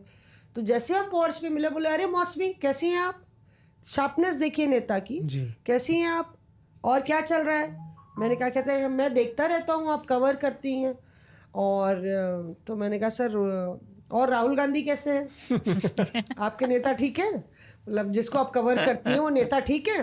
तो इस तरह से बहुत अच्छी बोलचाल उन्होंने की, और बोला कि आइए कभी आप आसाम आइए। तो ये हेमंता की जो उनका टैलेंट था, कहीं ना कहीं बीजेपी ने भापा। और बताइए मुझे, मैंने तो सुना कि बहुत अच्छे उनके इक्वेशंस हैं बीजेपी के टॉप ब्रास से। कभी कोई किस्सा आपको बताओ। एक बहुत ही बढ़िया किस्सा है। हेमंत विश्व शर्मा उस समय मुख्यमंत्री नहीं थे। एक प्रोग्राम था दिल्ली में, नए असम भवन का वो था, मतलब बन रहा था, तो उसका कुछ पोर्शन बन गया था, तो उस उद्घाटन था, उसमें गृह मंत्री अमित शाह को बुलाया गया था। तो वहाँ मैंने देखा इक्वेशन किस तरीके का था। वर्तमान जो मुख्यमंत्री उस समय के थे, सभी लोग जानते हैं, उसमें बताने में कोई दिक्कत नहीं है। जो दिख रहा था वही मैं बता रहा हूँ, सारे लोग देख रहे थे, मीडिया में वो पिक्चर थी, लेकिन किसी ने अभी तक डिकोड नहीं किया उसको। मैंने उसी टाइम में डिकोड कर लिया था कि ये क्या होने वाला है। हेमंत विश्व शर्मा उस टाइम में, बीजेपी से बहुत सारे नेता बीजेपी में कांग्रेस से बहुत सारे नेता गए हैं, लेकिन उनको उतनी पूछ या फिर उनकी मतलब दबदबा उतना पैठ नहीं रहा है बीजेपी के अंदर। लेकिन हेमंत बिस्व शर्मा ने अपनी स्थिति बहुत ही स्ट्रांग कर ली और वो पहले से ही दिख रही थी। सर्बानंद सोनोवाल बैठे हुए थे मुख्यमंत्री, ये उप मुख्यमंत्री थे शायद वहाँ पर असम में, हेमंत बिस्व शर्मा। लेकिन जब होम मिनिस्टर थे, होम मिनिस्टर की सबसे ज़्यादा बातचीत चीफ मिनिस्टर से ना होकर के हो रही है हेमंत बिस्व शर्मा। कंटिन्यू हर एक चीज़ पूछ रहे हैं और बातचीत कर रहे हैं। तो वहाँ पर हमने देखा केमिस्ट्री किस तरीके की है। कांग्रेस पार्टी से आकर के बीजेपी में आकर के और इतनी बेहतर केमिस्ट्री बनाना, वो सभी पॉलिटिकल नेताओं में हमको ऐसा नहीं दिखा। कुछ ही नेताओं को मिला है। ज्योतिरादित्य सिंधिया को हमने देखा, जितिन प्रसाद अभी मंत्री हैं, और नेता हैं नाम नहीं लेना चाहेंगे, लेकिन वो अभी हाशिए में पड़े हुए हैं। बहुत उनकी स्थिति, बहुत सारे ऐसे नेता हैं सिर्फ उनको सिर्फ बीजेपी ने सिक्योरिटी ही दे रखी है, किसी को जेड कैटेगरी, किसी को वाई कैटेगरी, और उतने में ही वो अपने खुश हैं। उनको वो मुकम्मल जो स्थान होता है, मुकम्मल जहाँ नहीं मिला हुआ है। तो ये स्थिति अभी भी खराब है। लेकिन हेमंत बिस्व शर्मा कांग्रेस से आकर के उन्होंने अपनी स्थिति काफ़ी स्ट्रांग किया और केमिस्ट्री पुरानी है, और बीजेपी के बड़े टॉप ब्रॉस नेता जो हैं वो सब उनको पसंद है। 2015 में चुनाव हुआ। पीयूष, मुझे कभी कभी लगता है कि हेमंता का जो रोल है वो डीके शिव कुमार टाइप का, मतलब कि बीजेपी में है। जैसे यहाँ पे चीफ ट्रबल शूटर के तौर पे कांग्रेस के लिए डीके रहते हैं, कहीं पोचिंग हो रही हो, राजस्थान में पोचिंग हो रही हो, छत्तीसगढ़ में सरकार गिरने वाली है, बीजेपी पोच कर रही है, तो डीके को बुलाया जाता था। एक वो मैन फ्राइडे थे। पर बड़ी अलग बात है ना कि आप एक कांग्रेस से आए हुए नेता हैं, आपको ना सिर्फ सीएम बनाया जाता है, पर बल्कि आप मेरे ख्याल से महाराष्ट्र के तमाम विधायकों को लेके गए थे, गुवाहाटी में रखा था। तो मतलब कि अमित शाह की खास है। खास इसलिए भी है क्योंकि उनको नेडा का कोऑर्डिनेटर बनाया हुआ है। नॉर्थ ईस्टर्न डेवलपमेंट जो एसोसिएशन है, वहाँ पर जो नॉर्थ ईस्ट में जितने भी एंटी कांग्रेस पार्टीज हैं उन सभी को एक साथ एकजुट करने का काम इस वक्त हेमंत बिस्व शर्मा को दिया हुआ है। मुझे वो दिन याद है इसलिए क्योंकि मैं वहाँ मौजूद था, इसलिए मैं आपको बता रहा हूँ। गुवाहाटी में रेडिसन होटल में जितने भी विधायक थे शिवसेना के, जब बगावत हुई शिवसेना के अंदर और एकनाथ शिंदे को समर्थन करने वाले जितने भी विधायक थे, जब मुंबई से उड़कर गोवा पहुंचते थे और गोवा से फिर गुवाहाटी आते थे। आप सोचिए कि आपको मुंबई से गुवाहाटी जाना है तो आपके पास रास्ता है, आराम से पहुंच सकते हैं। हाँ, तो आप जो है लेकिन फ्लाइट दूसरी ले रहे हैं, गोवा जा रहे हैं, और गोवा से फिर आपके लिए स्पेशल फ्लाइट जो है चार्टर होता था, और वो फ्लाइट चार्टर होता और वो चार्टर सीधा आपका पहुंचता था गुवाहाटी, और गुवाहाटी से सीधे गाड़ी स्कॉट करते हुए, मतलब गुवाहाटी में बीजेपी की सरकार है, मतलब बिस्व शर्मा मुख्यमंत्री हैं, स्कॉट करते हुए पूरे वीवीआईपी प्रोटोकॉल के तहत वो गाड़ी सीधा रेडिसन होटल के अंदर घुसेगी और किसी को पता भी नहीं चलेगा कि कौन आया कौन नहीं आया। तो ये मैं आपको उस वक्त की बात बता रहा हूँ जब एकनाथ शिंदे ने बगावत कर दी थी, और पहले दिन जो है 2 या 3 विधायक जो समर्थन कर रहे थे एकनाथ शिंदे को, वो लोग पहुंचे थे। धीरे धीरे विधायकों का आने का सिलसिला जो है वो शुरू हुआ, और 11 दिन तक लगभग हम वहीं पे थे, और रेडिसन होटल के बाहर इतनी गर्मी, आप ये अंदाज़ा नहीं लगा सकते कि सीधी धूप पड़ रही है। हम लोग सुबह 7 बजे पहुंच जाया करते थे वहाँ पे, और रात के 12 बजे तक हम वहाँ पे रहते थे। क्यों? कौन कब विधायक कहाँ से आ जाए, कौन सी स्क्वाड, कौन सा वीआईपी गाड़ी घुसे रेडिसन होटल के अंदर, इसके बारे में कोई जानकारी आपको तभी मिलेगी जब आप वहाँ मौजूद होंगे। रात भर, इनफैक्ट रात के 2-2, 3-3 बजे तक भी सिलसिला ऐसा होता था कि क्योंकि फ्लाइट लैंड हो रही है और विधायक आ रहे हैं, और लगभग वो किस्सा बताइए ना जो हेमंत बाहर आए थे। वही मैं उस पर आ रहा हूँ।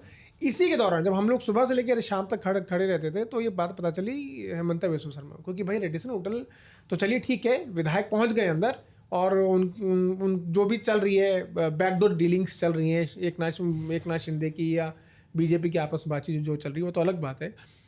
हेमंत बिस्व शर्मा को पता चला कि ना सिर्फ असम के पत्रकार बल्कि दिल्ली से आए हुए जो पत्रकार हैं वो भी रेडिसन होटल के बाहर एकदम धूप में सुबह से लेकर शाम तक खड़े होते हैं। ना वहाँ पीने का पानी पीने का कोई इंतज़ाम है, ना खाने का कोई इंतज़ाम है।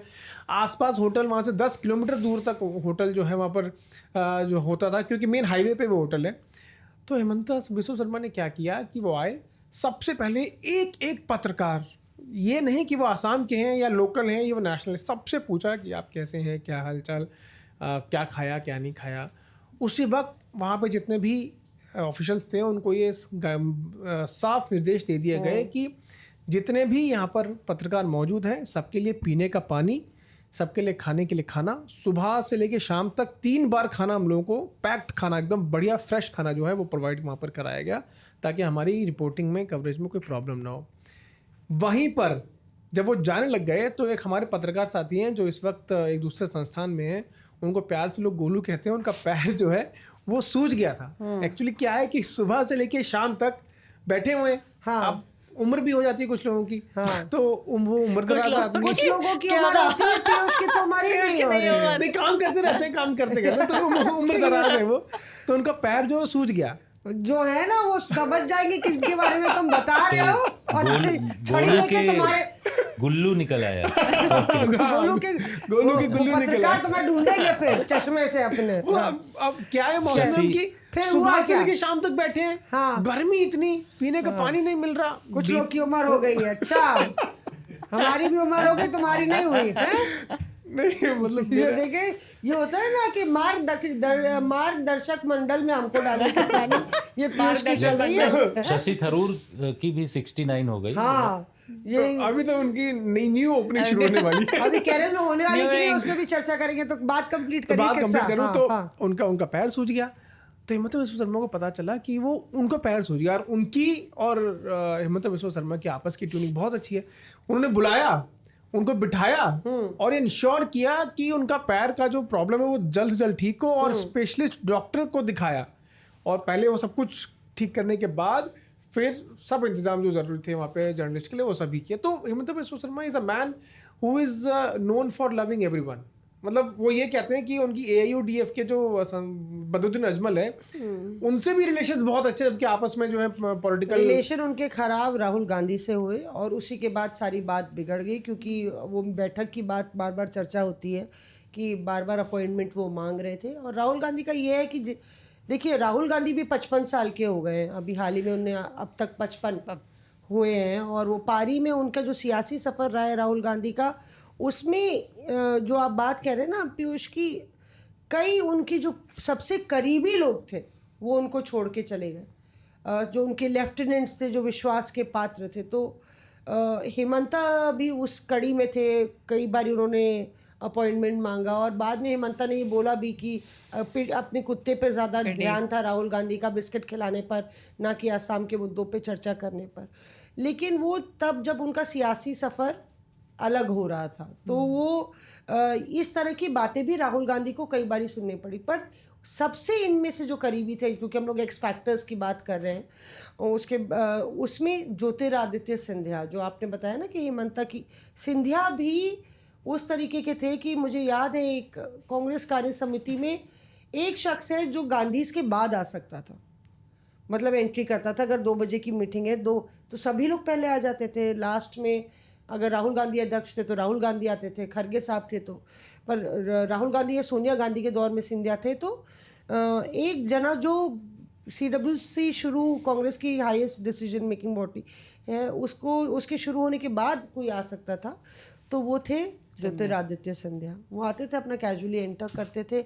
और मुझे अभी भी याद है कि राहुल गांधी जब इस्तीफ़ा देना चाहते थे, हार गए थे चुनाव, और बार बार जिद कर रहे थे कि मैंने तो तय कर लिया, तो एक कांग्रेस कार्य समिति में लगातार उनको मनाने की कोशिश हो रही थी। और फिर राहुल गांधी बैठक शुरू हुई, और हम बाहर खड़े हुए थे, गर्मी हो रही थी शायद उस वक्त, टीन के छत के नीचे खड़े हुए थे। तो हमने देखा राहुल गांधी, बैठक शुरू हुई, 5-10 मिनट में चले गए। कुछ अंदर से हमारे सूत्रों ने बताया कि राहुल गांधी ने बोल दिया कि मैं तो अपना डिसीजन नहीं बदलूंगा, माई डिसीजन इज़ फाइनल। तब उसके बाद 5 मिनट बाद सोनिया गांधी निकलती हैं, और सोनिया गांधी मतलब 5 मिनट या 15 मिनट बाद, और ज्योतिरादित्य सिंधिया उनको लेके निकलते हैं। उनका हाथ पकड़े हुए थे और उनको लेके बात करते हुए, ये वो करते हुए। तो एक बहुत ही ज़्यादा उनका गांधी परिवार से जुड़ाव था। उनके फादर बहुत ही अच्छे मित्र थे राजीव गांधी के, और सिंधिया का कहा जाता था कि राहुल गांधी के घर में पूरा एक्सेस था ज्योतिरादित्य सिंधिया का। और प्रियंका के साथ जब प्रियंका का डेब्यू हुआ, तो हम देखते थे कि उत्तर प्रदेश में सिंधिया और प्रियंका गांधी दोनों साथ प्रभारी बनाए गए, वेस्टर्न यूपी आधा आधा बांटा गया दोनों में। तो ज्योतिरादित्य सिंधिया लगातार इंटरव्यूज लेते थे बाहर आके, he was in his elements, मिलते थे। पर कहीं ना कहीं एक वो समय आता है जब राहुल गांधी का अपने ही सबसे करीबियों से वो मुंह मोड़ लेते हैं, या इस तरीके का सिंधिया को लगा। क्योंकि मैं सिंधिया जब छोड़ के गए थे तब मैं उनसे मिलने गई, तो मैंने मतलब कि हालांकि वो ऑफ द रिकॉर्ड था, पर जो बात बाद में आ गई थी, तो सिंधिया ने उस वक्त बोला मैंने बहुत कोशिश की, मतलब बात करने की, समझाने की, मुझे बार बार बहुत डिसरिस्पेक्ट हो गई थी मेरी। कमलनाथ लगातार बोल ही रहे थे और उन पे कोई कमान कस ही नहीं रहा था।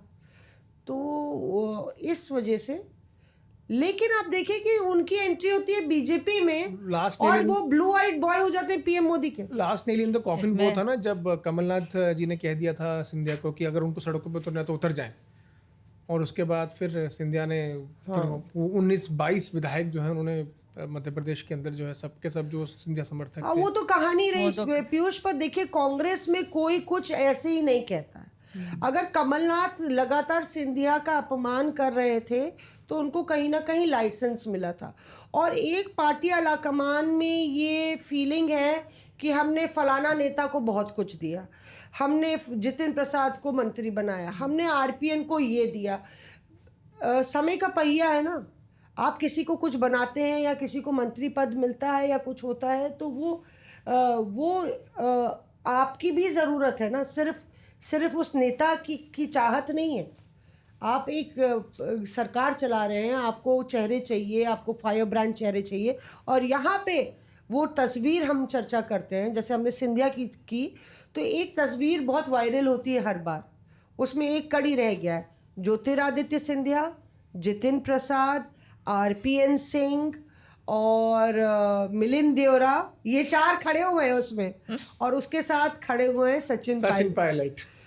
तो वो तस्वीर को डिकोड करने की अगर कोशिश करें ऐश्वर्या, ऐसा लगता है क्या ऐसा हो सकता है कि बीजेपी ने बोला ये सब राहुल गांधी के लेफ्टिनेंट्स हैं, एक एक करके चुन चुन के सबको वापस पार्टी बुलाएंगे। इसमें 2 चीज़ें बताती हूँ मौसमी। एक आप हेमंता की बात कर रही थी, तो क्लोजनेस की जो आप बात कर रही हैं, 5 अगस्त 2019 एब्रोगेशन जो था आर्टिकल 370 का हुआ। उससे पहले घमासान चल रहा था, कहीं ना कहीं छोटा मोटा लोग बोल रहे थे कुछ बड़ा कश्मीर में होने वाला है, लोग कह रहे थे शायद वॉर भी हो जाएगी। मनाने की कोशिश कई सारे ऑपोजिशन एमपीज को की जा रही थी। अब ऐसे के अंदर 2 लोग इसमें मेन थे, होम मिनिस्टर अमित शाह और हेमंत विश्व शर्मा। हेमंत विश्व शर्मा लगभग 1 हफ्ते अपनी नॉन डिस्क्रिप्ट गाड़ी से होम मिनिस्टर के घर जाते थे। अच्छा, होम मिनिस्टर उस गाड़ी में बैठते थे और ये दोनों फिर ड्राइवर प्लस ये दोनों पीछे बैठे। अब आप क्लोजनेस समझ सकती हैं कि कितनी है, कि ना कोई सिक्योरिटी ना कुछ, और ये लोग फिर कई सारे एमपीज के घर गए हैं, और ये बात है रात को 1 बजे 2 बजे 2:30 बजे साथ में दोनों जाते थे, एक ही गाड़ी में बैठ के जाते थे। तो वो सारी बातचीत जो एमपीज के साथ हुई, जो पार्टी के बड़े बड़े अलग अलग पार्टी के बड़े बड़े लोगों से हुई, जिन लोगों को अपने खेमे में करना था, वो बात हेमंत विश्व शर्मा के सामने हुई। तो इस तरीके का ट्रस्ट जो है वो हेमंत विश्व शर्मा ने डेवलप कर लिया है भारतीय जनता पार्टी के अंदर। और मोदी का सिंधिया से, मोदी जी का सिंधिया से जो मुझे लगता है कि कहीं ना कहीं जो आपने बोला ना वो चेरी पिकिंग, क्योंकि उनको ऐसा लगता है कि भाई हम क्या गलत बोल रहे हैं जब इन्हीं के करीबी लोग इतना ज़्यादा इनके बारे में बातचीत कर रहे हैं। तो सचिन पायलट के बारे में ये सच है कि सरकार राजस्थान में बहुत शेकी ग्राउंड्स पे आ चुकी थी। एक लिस्ट सचिन पायलट द्वारा बीजेपी के राजस्थान के बहुत बड़े नेता को दी गई। वो बड़े नेता वो लिस्ट लेके प्राइम मिनिस्टर मोदी के पास गए, लिस्ट दिखाई, उसमें जो सिग्नेचर्स थे और जो नंबर थे वो काफ़ी ज़्यादा थे। तो सबको ऐसा लग रहा था बीजेपी के अंदर कि हमारे पास तो लिस्ट आ गई है, ये तो सामने से ही आई है, सबके सिग्नेचर थे कि ये हमारे पास आए तो सरकार बन जाएगी, तो रिपीट ऑफ मध्य प्रदेश हो जाएगा। अब ये जो लिस्ट का चक्कर हुआ और 24 घंटे में जो चीज़ें पलट गई, उससे फिर बीजेपी ने सचिन पायलट से अपना मुंह मोड़ लिया। कि वो मार्च में मध्य प्रदेश में सरकार बनी थी बीजेपी की, और ये बात जुलाई की है। जुलाई में 18 जुलाई के आसपास की बात है, और आईटीसी मानेसर जो है एक गढ़ बन चुका है ऑपरेशन लोटस का। आप सोचिए ऑपरेशन लोटस का अगर आप ढंग से देखें तो सबसे बड़ा ऑपरेशन जो है वो मध्य प्रदेश वाला ही हुआ, जिसमें 20-22 दिन तक लगातार चीज़ें हुई। फिर उसके बाद उसी ऑपरेशन लोटस को कंटिन्यू किया गया आईटीसी मानेसर में, और वहाँ पर सचिन पायलट रोहित जो है वो रुकते हैं। सबसे पहले ये था कि भाई 18-20 साथ में, फिर वो कम हो गए 18-20 से 11 हो गए, और आखिरी में जब तक सचिन पायलट निकले वहाँ से, तब सिर्फ 2 जो है समर्थक सचिन पायलट के पास बचे थे। यही कारण था कि बीजेपी को जो पहले क्लेम किया गया सचिन पायलट से, वो क्लेम जो है बाद में बस्ट हो गया। वो क्लेम पे अपने टिके नहीं रहे। तीसरी बात, बीजेपी के पास उतने नंबर नहीं थे कि वो खुद से सरकार बना पाए, और जो बाकी जो जरूरत चीजें हैं उनको आगे कर पाए। अशोक गहलोत जो है वो बहुत माहिर आदमी सब चीजों में, अशोक गहलोत ने अपनी गणित जो है बहुत अच्छी तरह से, मैंने उनसे पूछा था जादूगर साहब से कि एक बारी कि सर घोड़ा कौन चढ़ेगा, तो वो बोले अभी मैं थका नहीं हूँ। मतलब कि प्रेस कॉन्फ्रेंस में बोले कि उस समय सब लोग ये कह रहे थे कि क्या वो कमान आगे दे देंगे, और वो प्रेस कॉन्फ्रेंस में उन्होंने बोला तो कहते हैं मौसमी जी अभी मैं थका नहीं हूँ, अभी मैं चल रहा हूँ। तो मतलब ये इशारा था कि अशोक गहलोत, मुझे कुर्सी अपनी पसंद है। हाँ, उन्होंने बोला कि मुझे अपनी कुर्सी पसंद है, मैं कुर्सी नहीं छोड़ने वालों में से नहीं हूँ। लेकिन कांग्रेस पार्टी में ये बहुत दिक्कत है। वहाँ पर हमने सुना है कहीं कोई सीनियर जर्नलिस्ट ही बात कर रहे थे, कुछ नेता भी बात कर रहे थे, उनके यहाँ चलता है मटन मेन्यू, तेल पानी, ये सब कई जगहों पर, अखबारों में भी कुछ जगहों पर आया है कि 1-2 नेता तो ऐसे हैं कि सीनियर नेताओं को बढ़िया अच्छी क्वालिटी का मटन बना के देते हैं, तो वो उनको पसंद है, क्वालिटी वो नहीं। जबकि इससे उलट जो था, चर्चा ये चल रही थी कि जब भी विपक्ष में बीजेपी रही है तो उन्होंने उस दौरान भी अपने जो युवा नेता रहे हैं उनको आगे बढ़ाया। आडवाणी जी के बारे में बोलते हैं कि विपक्ष में जब वो रहे हैं तो उन्होंने प्रमोद महाजन को, अरुण जेटली को, इसके साथ साथ जो दूसरे नेता हैं सुषमा स्वराज, इन सभी नेताओं को उन्होंने खड़ा किया। रविशंकर प्रसाद को पूरा मौका मिला इन लोगों को।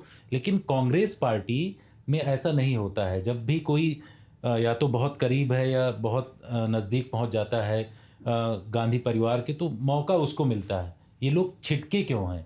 जो उनके लेफ्टिनेंट थे राहुल गांधी के, कई बार ये भी देखा गया कि उनको मौका नहीं मिला।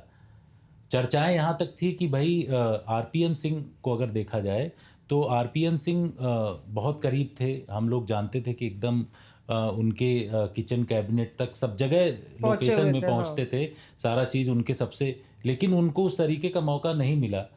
तो उन्होंने अपनी जगह यहाँ पर तलाशी, हालांकि यहाँ भी बहुत अच्छी उनकी स्थिति नहीं। कांग्रेस पार्टी में जो भी बड़े नेता रहे हैं, अभी इस वक्त विपक्ष में हैं, उस दौरान अगर उनको मौका मिलता, बड़े स्तर पर वो लोग प्रमोट किए जाते, विपक्ष में अपना मुद्दा रखते। शशि थरूर की बात आप देखिए, शशि थरूर की स्थिति वही है। इससे पहले 2019 में जब नेता विपक्ष लोकसभा में चुना जाना था तो शशि थरूर को लग रहा था कि उनको बनाया जाएगा, लेकिन वहाँ पर नाम किसी दूसरे का आ गया। ये कहा गया शशि थरूर, उसके लिए हमने ये भी पढ़ा है कि शशि थरूर उसके लिए अहमद पटेल के पास भी गए थे और उन्होंने बातचीत किया, कहा कि भाई हमें मौका मिलना चाहिए, हम सबसे अच्छा बोलते हैं, सबसे अच्छा हमारा प्रेजेंटेशन है और सेकुलर मुद्दे हम रखते हैं, लेकिन हमें क्यों मौका नहीं मिल रहा? उनको नहीं मिला। लेकिन वहाँ पर बात रखी गई कि जो सबसे सीनियर सांसद होगा उसको। तो कांग्रेस पार्टी में इस तरीके की दिक्कतें हैं बहुत ज़्यादा, और ये सारी चर्चाएं अलग अलग जगहों पर होती रही हैं। शशि थरूर अब अगर उनको इस बार नहीं संभाला गया तो मुझे लग रहा है कि उन्होंने जो एक्स पर लिखा है गौरैया, वो लगता दूसरे ही घोंसले में कहीं। आप ये सोचिए कि जब कोई बीजेपी से बड़ा नेता कांग्रेस में आ जाता है तो कितना डिस्कम्फर्ट हो जाता है। ज्योतिरादित्य सिंधिया का मैं एक किस्सा आपको बताता हूँ कि पार्लियामेंट का मकर द्वार है, अगर आप पार्लियामेंट के मकर द्वार से एंटर करें तो लेफ्ट हैंड साइड के एक्सट्रीम लेफ्ट में लास्ट में जाके राहुल गांधी का कमरा है। ठीक है। उसी से ही अगर आप राइट की तरफ जाएंगे तो 4-5 कमरे छोड़ने के बाद अमित शाह का कमरा आता है, यानी कि सरकार का कॉरिडोर वो है और अपोजिशन का कॉरिडोर वो है। मीटिंग हो रही थी, मैं वहाँ मौजूद था क्योंकि हम जनरली वहाँ पे खड़े रहते हैं कि भाई कोई नेता निकलेगा, मीटिंग हो रही है, क्या खबर हुई, खबर निकलेगी तो पता चल जाएगी।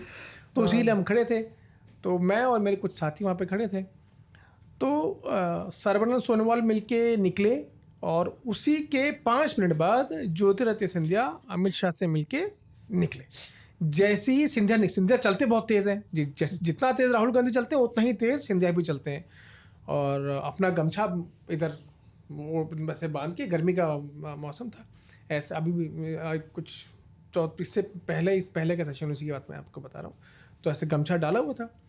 सिंधिया निकले, जैसे सिंधिया निकले उसी के अगले 2-4 सेकंड के बाद राहुल गांधी भी निकल आए, यानी कि उधर से राहुल गांधी आ रहे हैं, इधर से सिंधिया आ रहे हैं, और दोनों की नजरें मिली। मैं ये पूरे नोटिस कर रहा था मैं कि अब ये आपस में क्या कुछ एक्सचेंज होता है, क्योंकि बातचीत तो होगी नहीं, मीडिया खड़ा है, पूरे ऑफिसर्स खड़े हैं, बातचीत तो होगी नहीं। हालांकि हेलो करेंगे कि नहीं करेंगे। हालांकि आप ये जानते हैं कि राहुल गांधी ने जब प्रधानमंत्री नरेंद्र मोदी को गले लगाया था तो उसके बाद बैठ के आंख मारी थी सिंधिया को मारी थी। तो मुझे लगा कि तो वो फ्रेंडशिप जो है वो कंटिन्यू है कि नहीं। राहुल गांधी आए, सिंधिया आए, जैसे ही राहुल सिंधिया को पता चला कि राहुल गांधी बिल्कुल नजदीक आने वाले हैं, एकदम से राइट टर्न लिया और ऐसे बिहेव किया कि राहुल गांधी है ही, मतलब वहाँ मौजूद ही नहीं थे, एकदम से राइट लिया और सीधे चले गए। हाल जब भी, लेकिन होता क्या है कि जब कोई मंत्री निकलता है, नेता निकलता है, मिलती है, नमस्ते नजरें मिलती है, हाय हेलो नमस्कार सब होता है। इनफैक्ट हम लोगों से भी रुक के 2-4 मिनट आदमी बात कर लेता है कि हाँ किस चीज़ पर चर्चा हुई, क्या बातचीत हुई, क्या मतलब फैसला आप लोग लेने वाले हैं, मंत्री आप जिस मंत्रालय के मंत्री हैं क्या उस मंत्रालय को लेकर कोई चर्चा हुई, कोई बातचीत नहीं हुई। सिंधिया हमको भी देखा, ज्योतिरादित्य सिंधिया से हमारी मतलब नजरें मिली हमारी, लेकिन वो समझ गए कि यहाँ रुका मैं तो बहुत प्रॉब्लम हो जाएगी, मामला खराब हो जाएगा, राइट लिया और सीधा निकल गए, और राहुल गांधी लेफ्ट लेके बाहर निकल गए। ऐसे ऐश्वर्या होता है ना कि हजारों ख्वाहिशें ऐसी, हर ख्वाहिश पर दम निकले। तो जब कांग्रेस छोड़ के बीजेपी नेता आते हैं तो कई ख्वाहिशें लेके आते हैं, उनको लगता है, कहीं ना कहीं लगता है कि हमें या तो राज्यसभा मिलेगी या कुछ पद मिलेगा, या और ऐसे कई नेता हैं। मतलब मुझे लगता है कि अगर उस तस्वीर को ही देख लें तो मिलिंद देओरा तो ऑलरेडी पार्लियामेंट में आ गए हैं। आप देखिए कि जितिन प्रसाद हैं, वो भी मंत्री हैं, और जितिन की परिस्थिति भी जो एक्स फैक्टर वो क्यों हुए, उनकी भी परिस्थिति कुछ ऐसी हो गई थी। उनकी ही क्षेत्र में जो शाहजहाँपुर है, उनके ही क्षेत्र में मुझे याद है वो ब्राह्मण सम्मेलन कर रहे थे, वो दौर था जब नेता लगातार छोड़ रहे थे और वो ब्राह्मण सम्मेलन कर रहे थे, तो हम उनको फ़ोन करते थे कि भाई आप तो योगी सरकार के खिलाफ ब्राह्मण सम्मेलन उनका चल रहा था। जब विकास दुबे का इनकाउंटर हुआ, ये हुआ, लगातार उनका पूरा वो पिच कर रहे थे, और उसके बाद वो बीजेपी ज्वाइन कर लेते हैं। तो परिस्थिति ऐसी हो गई थी कि वहाँ पे उनके ही कॉन्स्टिट्यूंसी में जो जिलाध्यक्ष है या ब्लॉक प्रमुख है कांग्रेस का, वो तक वो नहीं बना पा रहे थे। तो एक नेता जो सांसद रह चुका है, मंत्री रह चुका है, और 3-4 चुनाव वो एमएलए संसदीय और विधानसभा के लड़ चुके थे, 3-4 हार चुके थे।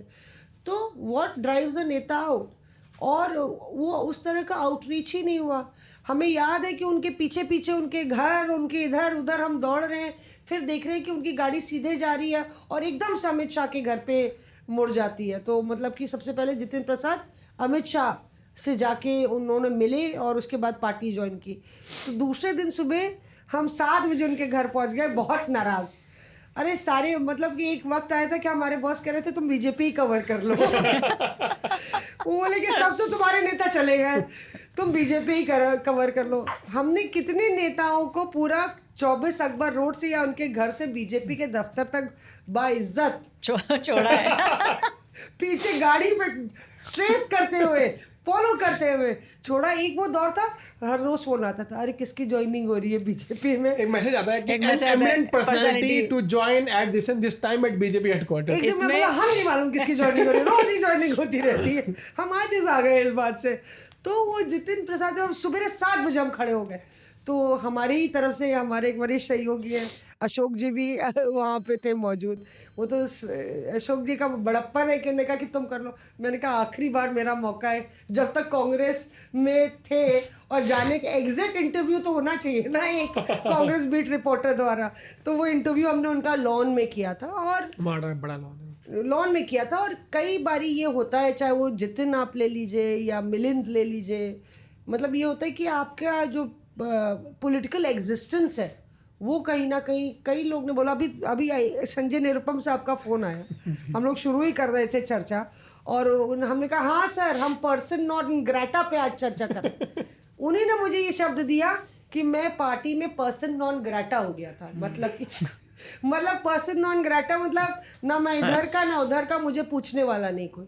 मतलब क्या उन्होंने बोला मैंने कांग्रेस में इतना किया और एकदम से एक झटके में आपने मुझे मतलब कि साइडलाइन कर लिया मौसमी, और बोले कि कई हैं कांग्रेस में भी पर्सन नॉन ग्रेटा। हमने कहा जैसे कि, तो कहते हैं अब आप ही जान लीजिए कि जो मतलब कि एक तरीके से बिल्कुल ही साइडलाइंड है पार्टी में, है बड़े नेता, जैसे थरूर साहब का भी मामला वैसे ही चल रहा है, पर्सन नॉन ग्रेटा हो गए।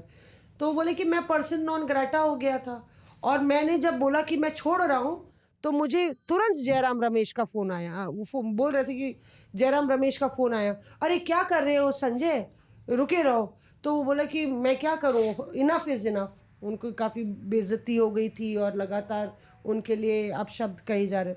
तो बोले नहीं नहीं 1 घंटे रुक जाओ, छोड़ो मत पार्टी। तो वो 1 घंटे रुक गए। 1 घंटे बाद उनको पार्टी से निकाल दिया जाता है। वो केसी वेणुगोपाल का सर्कुलर आ जाता है, कहते हैं मौसमी मुझे 1 घंटे बाद फ़ोन कॉल तो नहीं आया, जयराम ने बोला था, पर ये बोला गया कि आपको पार्टी से निष्कासित किया जाता है। तो फिर मतलब कि कहाँ गुंजाइश रह जाती है। लेकिन इसमें ना मौसमी, वो जो जितेंद्र कह रहे थे ना कि चापलू, वो उनका ये कहना था कि जो चापलूस है, जो हाँ हजूरी करता है, जो यस मैन है, उसकी वक़्त होती है, और जो वाकई में ज़मीन पर काम कर रहा है, या अपनी बात को कहता है और जिसने मेहनत की है, तो उसका कोई एक्सेस नहीं है। मौसमी वो है ना, the grass is greener on the other side. तो हम ज्योतिरादित्य सिंधिया की बात कर रहे थे, यहाँ पे कई सारे नेता कांग्रेस वालों को उनको लगता है कि वहाँ जाके भैया पता नहीं क्या ही मिल जाएगा, बहुत कुछ मिलेगा। बीजेपी का जो हर साल पार्टी का एक बहुत बड़ा फंक्शन होता है जिसमें सारे पदाधिकारी वगैरह भी आते हैं, वो चल रहा था। ठीक, रविशंकर प्रसाद पीछे बैठे थे और वो ऐसे कुर्सियाँ, मतलब वो जो ऑडिटोरियम था वो ऐसे ऑडिटोरियम के उसमें था, एक स्टेयर, फिर दूसरी स्टेयर, तीसरी से ऐसे चेयर्स लगी हुई थी। रविशंकर प्रसाद यहाँ बैठे हैं, उनके सामने वाला जो है वहाँ पे ज्योतिरादित्य सिंधिया बैठे। अच्छा, उस टाइम बीजेपी ने सब लोगों को एक टोपी दी थी पहनने के लिए। तो आरएसएस में तो होता ही है, बीजेपी भी कभी कभी एक सैफरन कलर की जो टोपी है वो देते हैं। तो अब अनकंफर्टेबल तो देखिए, क्योंकि बीजेपी वालों को लगता है कि भाई हम भी चप्पल घिसा रहे हैं 30 साल 35 साल, यहाँ पे पैराशूट ड्रॉपिंग हो जा रही है। और कहीं ना कहीं बीजेपी के पुराने लोगों को लगता है कि इनामर्ड हैं थोड़े से ना, मतलब ये स्टार वाले लोगों से, सिंधिया हो पायलट हो, इन लोगों से थोड़ा इनामर्ड हैं लोग। तो जैसे ही ज्योतिरादित्य सिंधिया ने वो टोपी उठा के पहनी, पीछे बैठे रविशंकर प्रसाद, तो हंसी में ही बोलते हैं कि सिंधिया जी ये टोपी ना आपके सिर पे ज्यादा टिकेगी नहीं। अच्छा, अब वहाँ सन्नाटा, क्योंकि मैं वहीं खड़ी हूँ। अच्छा, कैमरा पीछे लगा हुआ है, मैं यहीं खड़ी हूँ, और मैंने ऐसे पलट के देखा, मतलब रविशंकर प्रसाद इतने बड़े नेता बीजेपी चुटकी ले रहे हैं ज्योतिरादित्य सिंधिया के।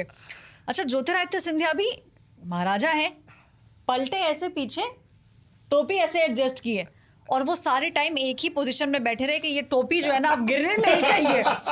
और मतलब पूरा रविशंकर प्रसाद इंतजार कर रहे हैं पूरा, जब तक वो ऑडिटोरियम में सब कुछ उनका चला कि हम आगे क्या करेंगे, क्या होगा। रविशंकर प्रसाद ये इंतजार कर रहे हैं कि ये जो टोपी इसने भाजपा की पहनी है ये टोपी गिरे, और ज्योतिरादित्य सिंधिया जो है वो एकदम सीधे बैठे हुए हैं, पीछे पलट के कुछ नहीं बोले, सिर्फ वो एक ग्लेयरिंग लुक दिया रविशंकर प्रसाद को, मुड़े, सामने देखा, और फिर वो ऐसे ही बैठे रहे कि ये टोपी नहीं हिलनी चाहिए। तो कहीं ना कहीं जो आप बात बोल रही थी कि ये जो लाइन जो लगी है, कई लोगों को लगता है the grass is greener on the other side, but BJP के अंदर भी बहुत सारे उस मुकाम तक नहीं पहुंच पाए जो उन्होंने सोचा था कि पहुंच उनके पास फिर कोई ऑप्शन नहीं बचता ना।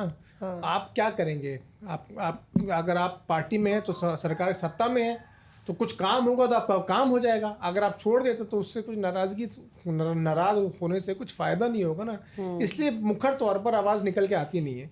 अब कांग्रेस में क्या है कि कांग्रेस में कोई बात राहुल गांधी तक पहुंचती है तो आप बेहतर जानती हैं, वहाँ पहुंचने के बाद अगर कोई अपना रिजर्वेशन अपनी जो बात रखता है तो राहुल गांधी या कांग्रेस के टॉप लीडरशिप से ये कह दिया जाता है कि बीजेपी के लोग हैं, आरएसएस के लोग हैं। तो सुनना बहुत ज़रूरी है, चाहे वो बीजेपी के अंदर हो चाहे वो कांग्रेस के अंदर हो। अगर आपका कार्यकर्ता या नेता कोई बात उठा रहा है या उसको कुछ परेशानी है तो आप सुनिए, उसको एड्रेस करिए। पर ये धारदार तलवार जो है पीयूष, दोनों तरफ से मुझे लगता है कि सत्ता में रह के सब कुछ अच्छा लगता है, आपके पास पावर है, बीजेपी पावर में है, आप मलाई खाइए आपको पद मिलता है, तो मतलब कि और विपक्ष में पार्टी में आप हैं तो आपको संघर्ष करना पड़ता है। सत्ता की बात आपने बताई, हम लोग हेमंता की बात करें तो बहुत इंटरेस्टिंग एक किस्सा मैं आपको बताता हूँ।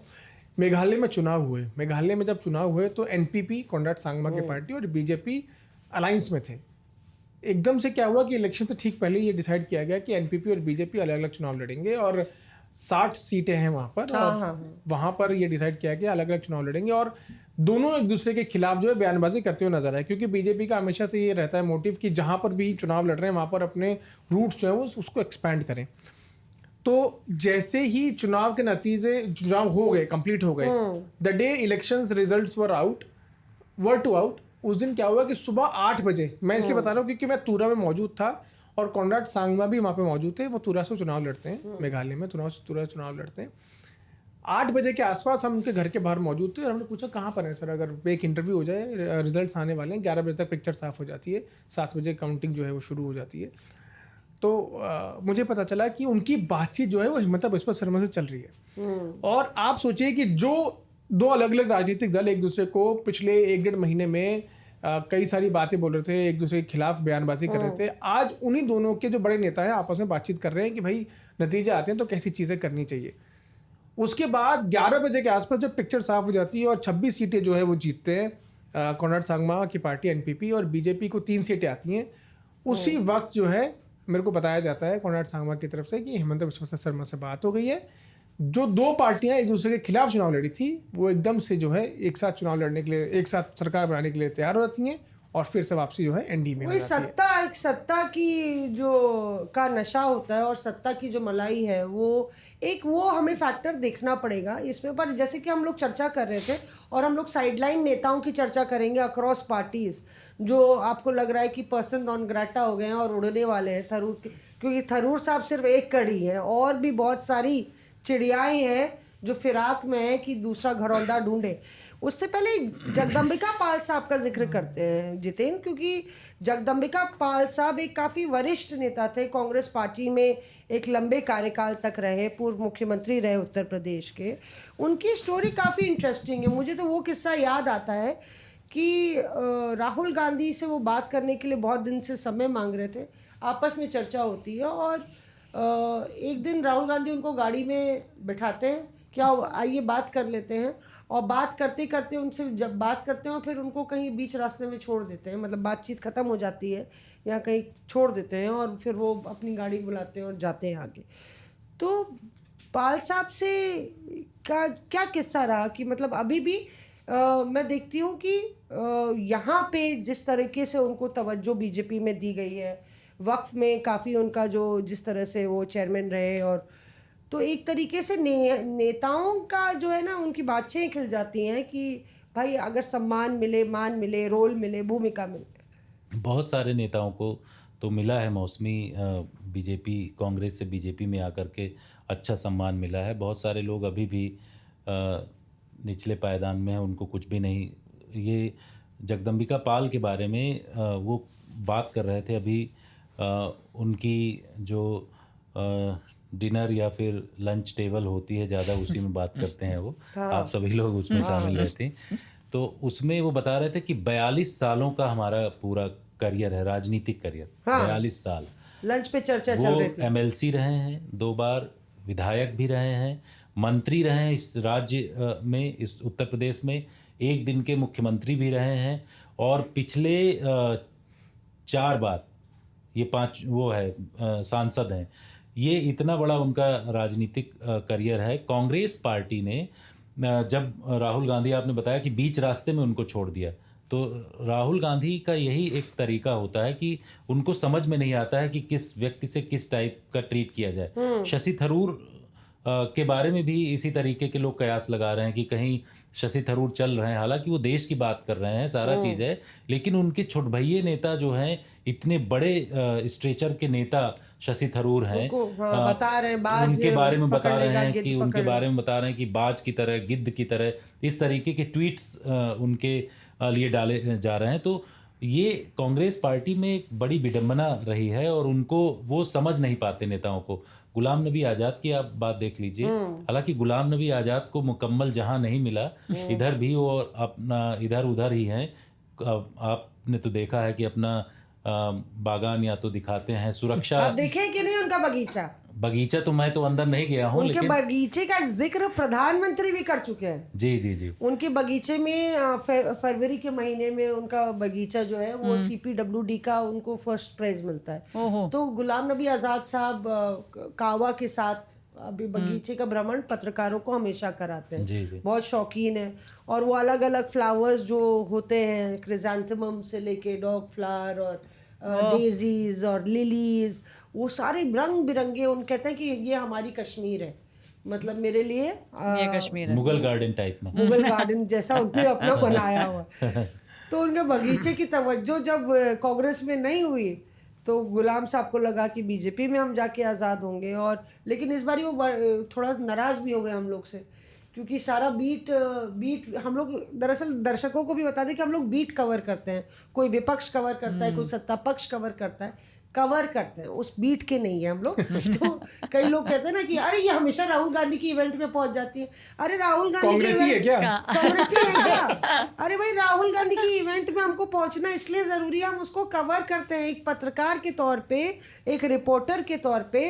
आप उस चीज को, राहुल गांधी को तभी भी हम कवर कर रहे थे जब राहुल गांधी पैदल बिल्कुल फर्राटे से चल रहे थे 2009 में, और बाइक पे बैठ के भट्टा परसौल पहुंच गए थे, तो पीछे पीछे भाग रहे थे। तो ये तो हमारी ड्यूटी है और अभी भी कवर कर रहे हैं। जब नेता विपक्ष बन गए, बड़ा चेम्बर उनको मिल गया है, अभी भी बाहर खड़े हैं झोला लेके, तभी भी झोला लेके बाहर खड़े थे। और पत्रकारों की दौड़ तो यही होती है भाई ऐश्वर्या।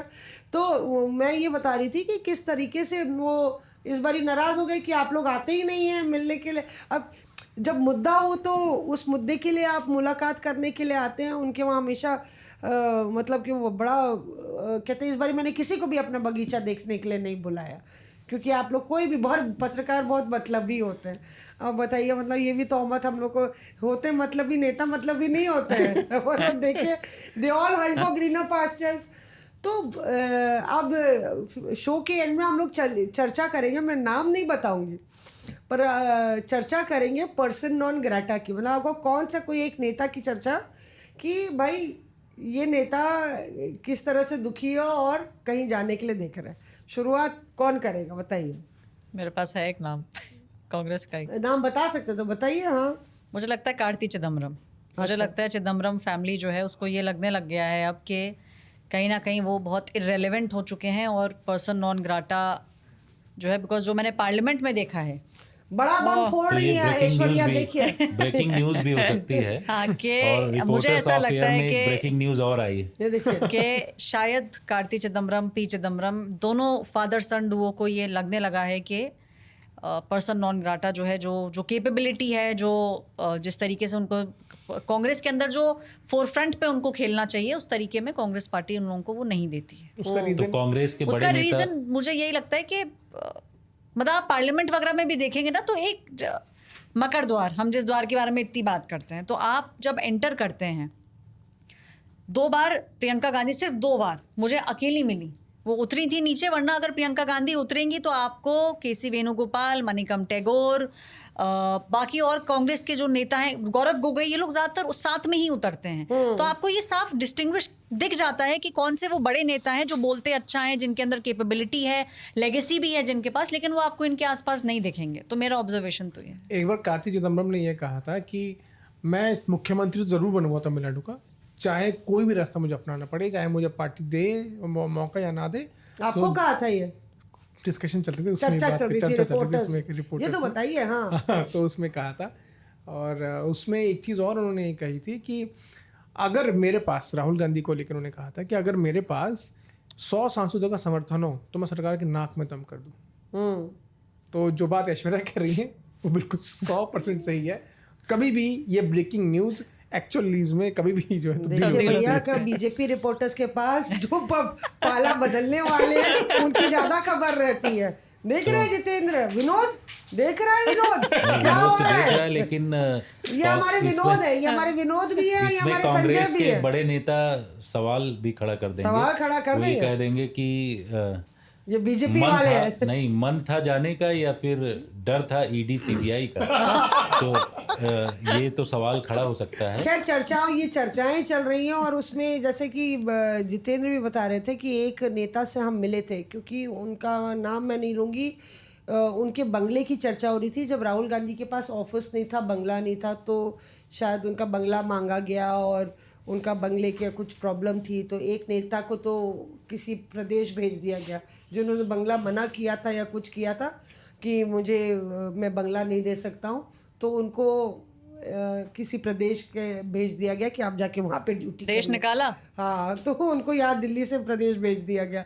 एक नेता तो ऐसे थे, फिर वो वहाँ पे पर्सन नॉन ग्रेटा हो गए। और फिर एक और नेता थे जिनसे बंगला मांगा गया था, तो उन्होंने ऑफिस के लिए दिया भी, शायद ऑफर भी किया, लेकिन कहीं ना कहीं राहुल गांधी से उनका जो है उनकी जो सर्किल में एंट्री नहीं हो पा रही है।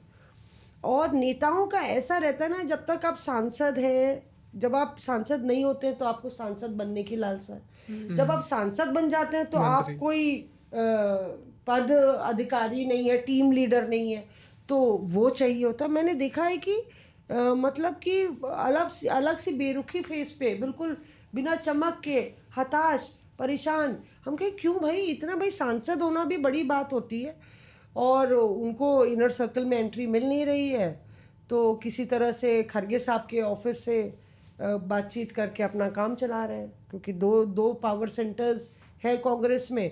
एक पावर सेंटर ज़्यादा मजबूत है, दूसरे में स्टैंड बाय के लिए काम चलाया जाता है। कौन मजबूत है वो मैं नहीं चर्चा करूँगी। तो वो भी 2% नॉन ग्राटा मैंने आपको बताया। पर ये बताइए कि बीजेपी में कौन पर्सन नॉन ग्राटा है? हमने एक नेता की बात हम कर रहे थे, कह ही देते हैं, मलूक नागर साहब से मेरी बात हो रही थी। उनको जाना था चीन, पहुंच गए रंगून। ऐसा लग रहा था जैसे कि मतलब जाना कोई और दल में जा रहे थे, पहुंच गए कोई और दल में। जब चुनाव होने वाले थे 2024 लोकसभा इलेक्शन के, तो उससे पहले उन्होंने पूरी कोशिश की मलूक नागर साहब ने कि उनको बीजेपी टिकट दे दे, तो नहीं हुआ। हुआ उनका। फिर आरजेडी में गए, आरजेडी में टिकट नहीं मिला उनको। अभी तो वो जनरल सेक्रेटरी है आरजेडी के। तो बीजेपी में भी है पर्सन नॉन ग्राटा कोई? बीजेपी में तो अब जो आरएलडी माफ कीजिएगा, आरएलडी। तो बीजेपी में दरअसल क्या हुआ है कि पिछले 10 सालों में कई ऐसे नेता हैं जो मंत्री रहे, अब वो एग्जिस्ट करते हैं लेकिन उनकी इतनी ज़्यादा पूछ नहीं है, तो वो लोग अब चुपचाप घर में बैठे हुए हैं। उनमें से एक नेता जो आईएनपी मिनिस्टर तक रहे, उनको मैंने कुछ दिनों पहले फ़ोन किया, तो हाँ पीयूष क्या चल रहा है, क्या हाल चाल, मतलब वो मेरे से हाल चाल लिए जा रहे हैं और सरकार में क्या हो रहा है। मतलब कि ये सिचुएशन हो जाती है कि ये आदमी पूरा आउट ऑफ टच हो जाता है। क्योंकि क्या होता है, मलाई खाने की आदत होती है। आप या जब विपक्ष में थे तब आप टीवी पे रोज आते थे, चेहरा थे पार्टी का, रोजाना बाइट दिया करते थे, रोजाना इंटरव्यू जो है आप दिया करते थे। सरकार में आई जैसी बीजेपी तो मंत्री बन गए और लंबे समय तक मंत्री रहे। अब जो है वो फेरिस्त, जो उन मंत्रियों की जो फेरिस्त थी वो काफी बदल गई है। अब एक्स मिनिस्टर्स की फेरिस्त बन गई है। हाँ, बहुत ज्यादा हो गए हैं तो वो सब पर्सन नॉन ग्रेटा हो गए, पर उनको पोच करने वाला कोई नहीं। वही तो मैं कह रहा हूं। अब कांग्रेस की तरफ जाने का कोई फायदा नहीं है, सरकार में सत्ता में नहीं है कांग्रेस पार्टी, तो वो वेट कर रहे हैं कि किस तरह से चीज़ें बदलती हैं। लेकिन हाँ, चर्चाएं ज़रूर चल रही हैं कि अध्यक्ष मिलने वाला है बीजेपी को नया बहुत जल्द। उसके बाद कैबिनेट रीशफल होगा। कैबिनेट रीशफल में ज़रूर, लेकिन ये बात है कि इस बार बहुत बड़े तौर पर होने वाला है, जो मुझे पता चला है। हाँ, और नए फेसेस होंगे और यंग फेसेस होंगे। चलिए वो चर्चा हम लोग अपने अगले एपिसोड के लिए रखेंगे। ऐश्वर्या, आपका टेक अवे? मेरा टेक अवे बीजेपी के लिए तो ये आपने है, तो सबसे बड़ा बम फोड़ दिया है। तो वो मेरा ऑब्जर्वेशन है, वो जो मैंने ऑब्जर्व किया। हाँ, क्योंकि वो जो लोग पास में हैं, आपने सही बोला कि वो कोर है, न्यूक्लियस है, उसके आसपास वो जो रिंग्स हैं वो आपको साफ दिख जाती हैं। कांग्रेस के अंदर जो रिंग के दूर हैं, अलग हैं, तो आपको पता चल जाता है कि भाई अच्छा। और डेलीगेशन में कई लोगों का नाम दिया भी नहीं गया था, तो उन लोगों को भी ऐसा लग रहा है कि भाई क्या हो रहा है। बीजेपी में मौसमी बहुत सारे लोग पर्सन नॉन ग्राटा हो गए। कई सारे लोग जो, जैसे पीयूष कह रहे थे, फॉर्मर आईएनबी, फिर से क्योंकि आईएनबी को कांटों का ताज कहा जाता है, पहन लोगे तो तुम ध्वस्त हो जाओगे। कई सारे नेता ऐसे अभी इस समय हैं, बट वो बीजेपी छोड़ नहीं सकते। कांग्रेस वालों के साथ तो क्या ना, कम से come the grass is greener on the other side. BJP वालों के साथ तो है कि अब जाएं तो जाएं कहाँ, तो वो जहाँ हैं वो वहीं हैं। इंतजार इसी चीज़ का हो रहा है कि शायद अध्यक्ष बदलेंगे तो शायद पार्टी में कुछ बदलाव हो। जितेंद्र, हम तो उनका नाम बता सकते हैं कि जो लोग इधर आए भी और आने के बाद भी कुछ नहीं रहे। कुछ नहीं की स्थिति तो ऐसी है दोस्त कि ना रहा, हाँ, कोई रास्ता ना आए रहा। यहाँ बहुत सारे लोगों ने तो अपनी पार्टी बना ली। अमरिंदर सिंह की बात आप देख लीजिए, कैप्टन अमरिंदर सिंह, गुलाम नबी आज़ाद को देख लीजिए। इसके साथ साथ बहुत चला था ना कि उनको गवर्नर बना देंगे, कुछ बहुत बना सारे देंगे जम्मू वो था, कश्मीर का। प्रेसिडेंट लेकिन तक की बात चली वो थी। कुछ भी नहीं मिला। उत्तर प्रदेश में आप देख लीजिए कि जब राज्यसभा चुनाव हो रहे थे तो उस दौरान बहुत सारी लोगों ने समाजवादी पार्टी के बगावत करके 5-6 लोग बीजेपी का दामन उन्होंने थामा था। अभी हाल फिलहाल में उनको हटा भी दिया गया। तो इन सभी लोगों को सिर्फ और सिर्फ हमने देखा कि किसी को X, किसी को Y, किसी को Z सुरक्षा ही मिली हुई है। सुरक्षित है यहाँ सुरक्षा मिली पर, हुई। लेकिन किसी भी तरीके का इनको काम नहीं मिला हुआ है, कोई बड़ा पद नहीं मिला हुआ है। ऐसे ही हैं बहुत सारे ऐसे नेता दिखाई पड़ रहे हैं जो कांग्रेस से बीजेपी में आए। बिल्कुल। तो देखिए अब यहाँ पे चिड़िया उड़ का खेल भी खेल लिया गया है और सियासी परिंदों पर चर्चा भी हो गई है। इस शो के बाद कौन कौन से नेता किस किस पत्रकार को यहाँ पे पकड़ेंगे, देखिए सबसे पहले तो कार्ति चिदम्बरम जरूर पकड़ेंगे। देखिए रिपोर्टर्स ऑफ एयर में सारे जो हमने सीक्रेट्स हैं वो खोल दिए हैं, लेकिन ये हम लोग की राय है, ये हमारी ओपिनियन है, जो हम लोग को ग्राउंड से खबर मिलती है उसको हम लोग जो ऑफ रिकॉर्ड होता है, पर्दे के पीछे की बातें होती हैं वो आपको समझाते हैं, तो उसको आप उसी अंदाज में लीजिए। बहरहाल रिपोर्टर्स ऑफ एयर में हम कोशिश करते हैं कि पर्दे की पीछे की खबर आपको बताएं और ये हम लोग की ओपिनियन है, जो हम लोग को अपने सूत्रों से पता चलता है वो उसकी चर्चा कुछ नया आपके लिए लाएं। हर हफ्ते हम ये कोशिश करते हैं। उम्मीद करते हैं कि पिछला एपिसोड आपको हमारा पसंद आया होगा और अगली बार भी हम एक नए मुद्दे के साथ आपके सामने हाजिर होंगे। लेकिन क्योंकि सियासी परिंदों की चर्चा हो रही थी, शायर साहब ने कहा है कि मेरे जुनून का नतीजा ज़रूर निकलेगा, इसी स्याह समुंदर से कोई नूर निकलेगा। अगर गिरा दिया है तो साहिल पर इंतज़ार मत कर, अगर गिरा दिया है तो साहिल पर इंतज़ार मत कर, अगर वो डूब गया है तो दूर ज़रूर निकलेगा। उसी का शहर, वही मुद्दई, वही मुंसिफ, मुझे ये यकीन है कि मेरा कसूर ज़रूर निकलेगा। तो कहीं ना कहीं अरे दांत देखिए लखनऊी अंदाज में हम आपको कुछ शेर भी सुनाते हैं और कहीं ना कहीं थरूर साहब को भी लग रहा होगा कि जब डुबाया है तो तैर भी जाऊंगा और आप ही मुद्दई हैं, आप ही मुंसिफ हैं, तो मेरा कसूर निकालेंगे। इस पर लगातार सियासी जगत में चर्चा हो ही रही है। बहरहाल इस शो में हम शुक्रिया भी करना चाहेंगे हमारे प्रोड्यूसर अंकित का, कैमरे के पीछे हमारे कैमरामैन विशाल हैं और हमारे जो साउंड डिज़ाइनर हैं जिससे आपको हमारी बुलंद आवाज़ और बुलंदी से सुनाई देती है, रोहन, उनका भी शुक्रिया करना चाहेंगे क्योंकि वो पर्दे के सामने आपको नज़र नहीं आते। और हमारे सारे reporters, thank you very much. आप अपने कमेंट्स ज़रूर दीजिए, क्रिटिसाइज़ करना है, मारपीट करनी है, जो चीज़ बोलनी है खुल के बोलिए, यहाँ पे कोई सेंसरशिप नहीं है। प्यार करना है तो और अच्छे से करिए और मोहब्बत दिखानी है। पिछले शो में आपने बहुत मोहब्बत दिखाई, तो मोहब्बत दिखानी है तो उसके लिए हम हाजिर हैं। मिलते हैं अगले हफ्ते। सलाम, नमस्ते।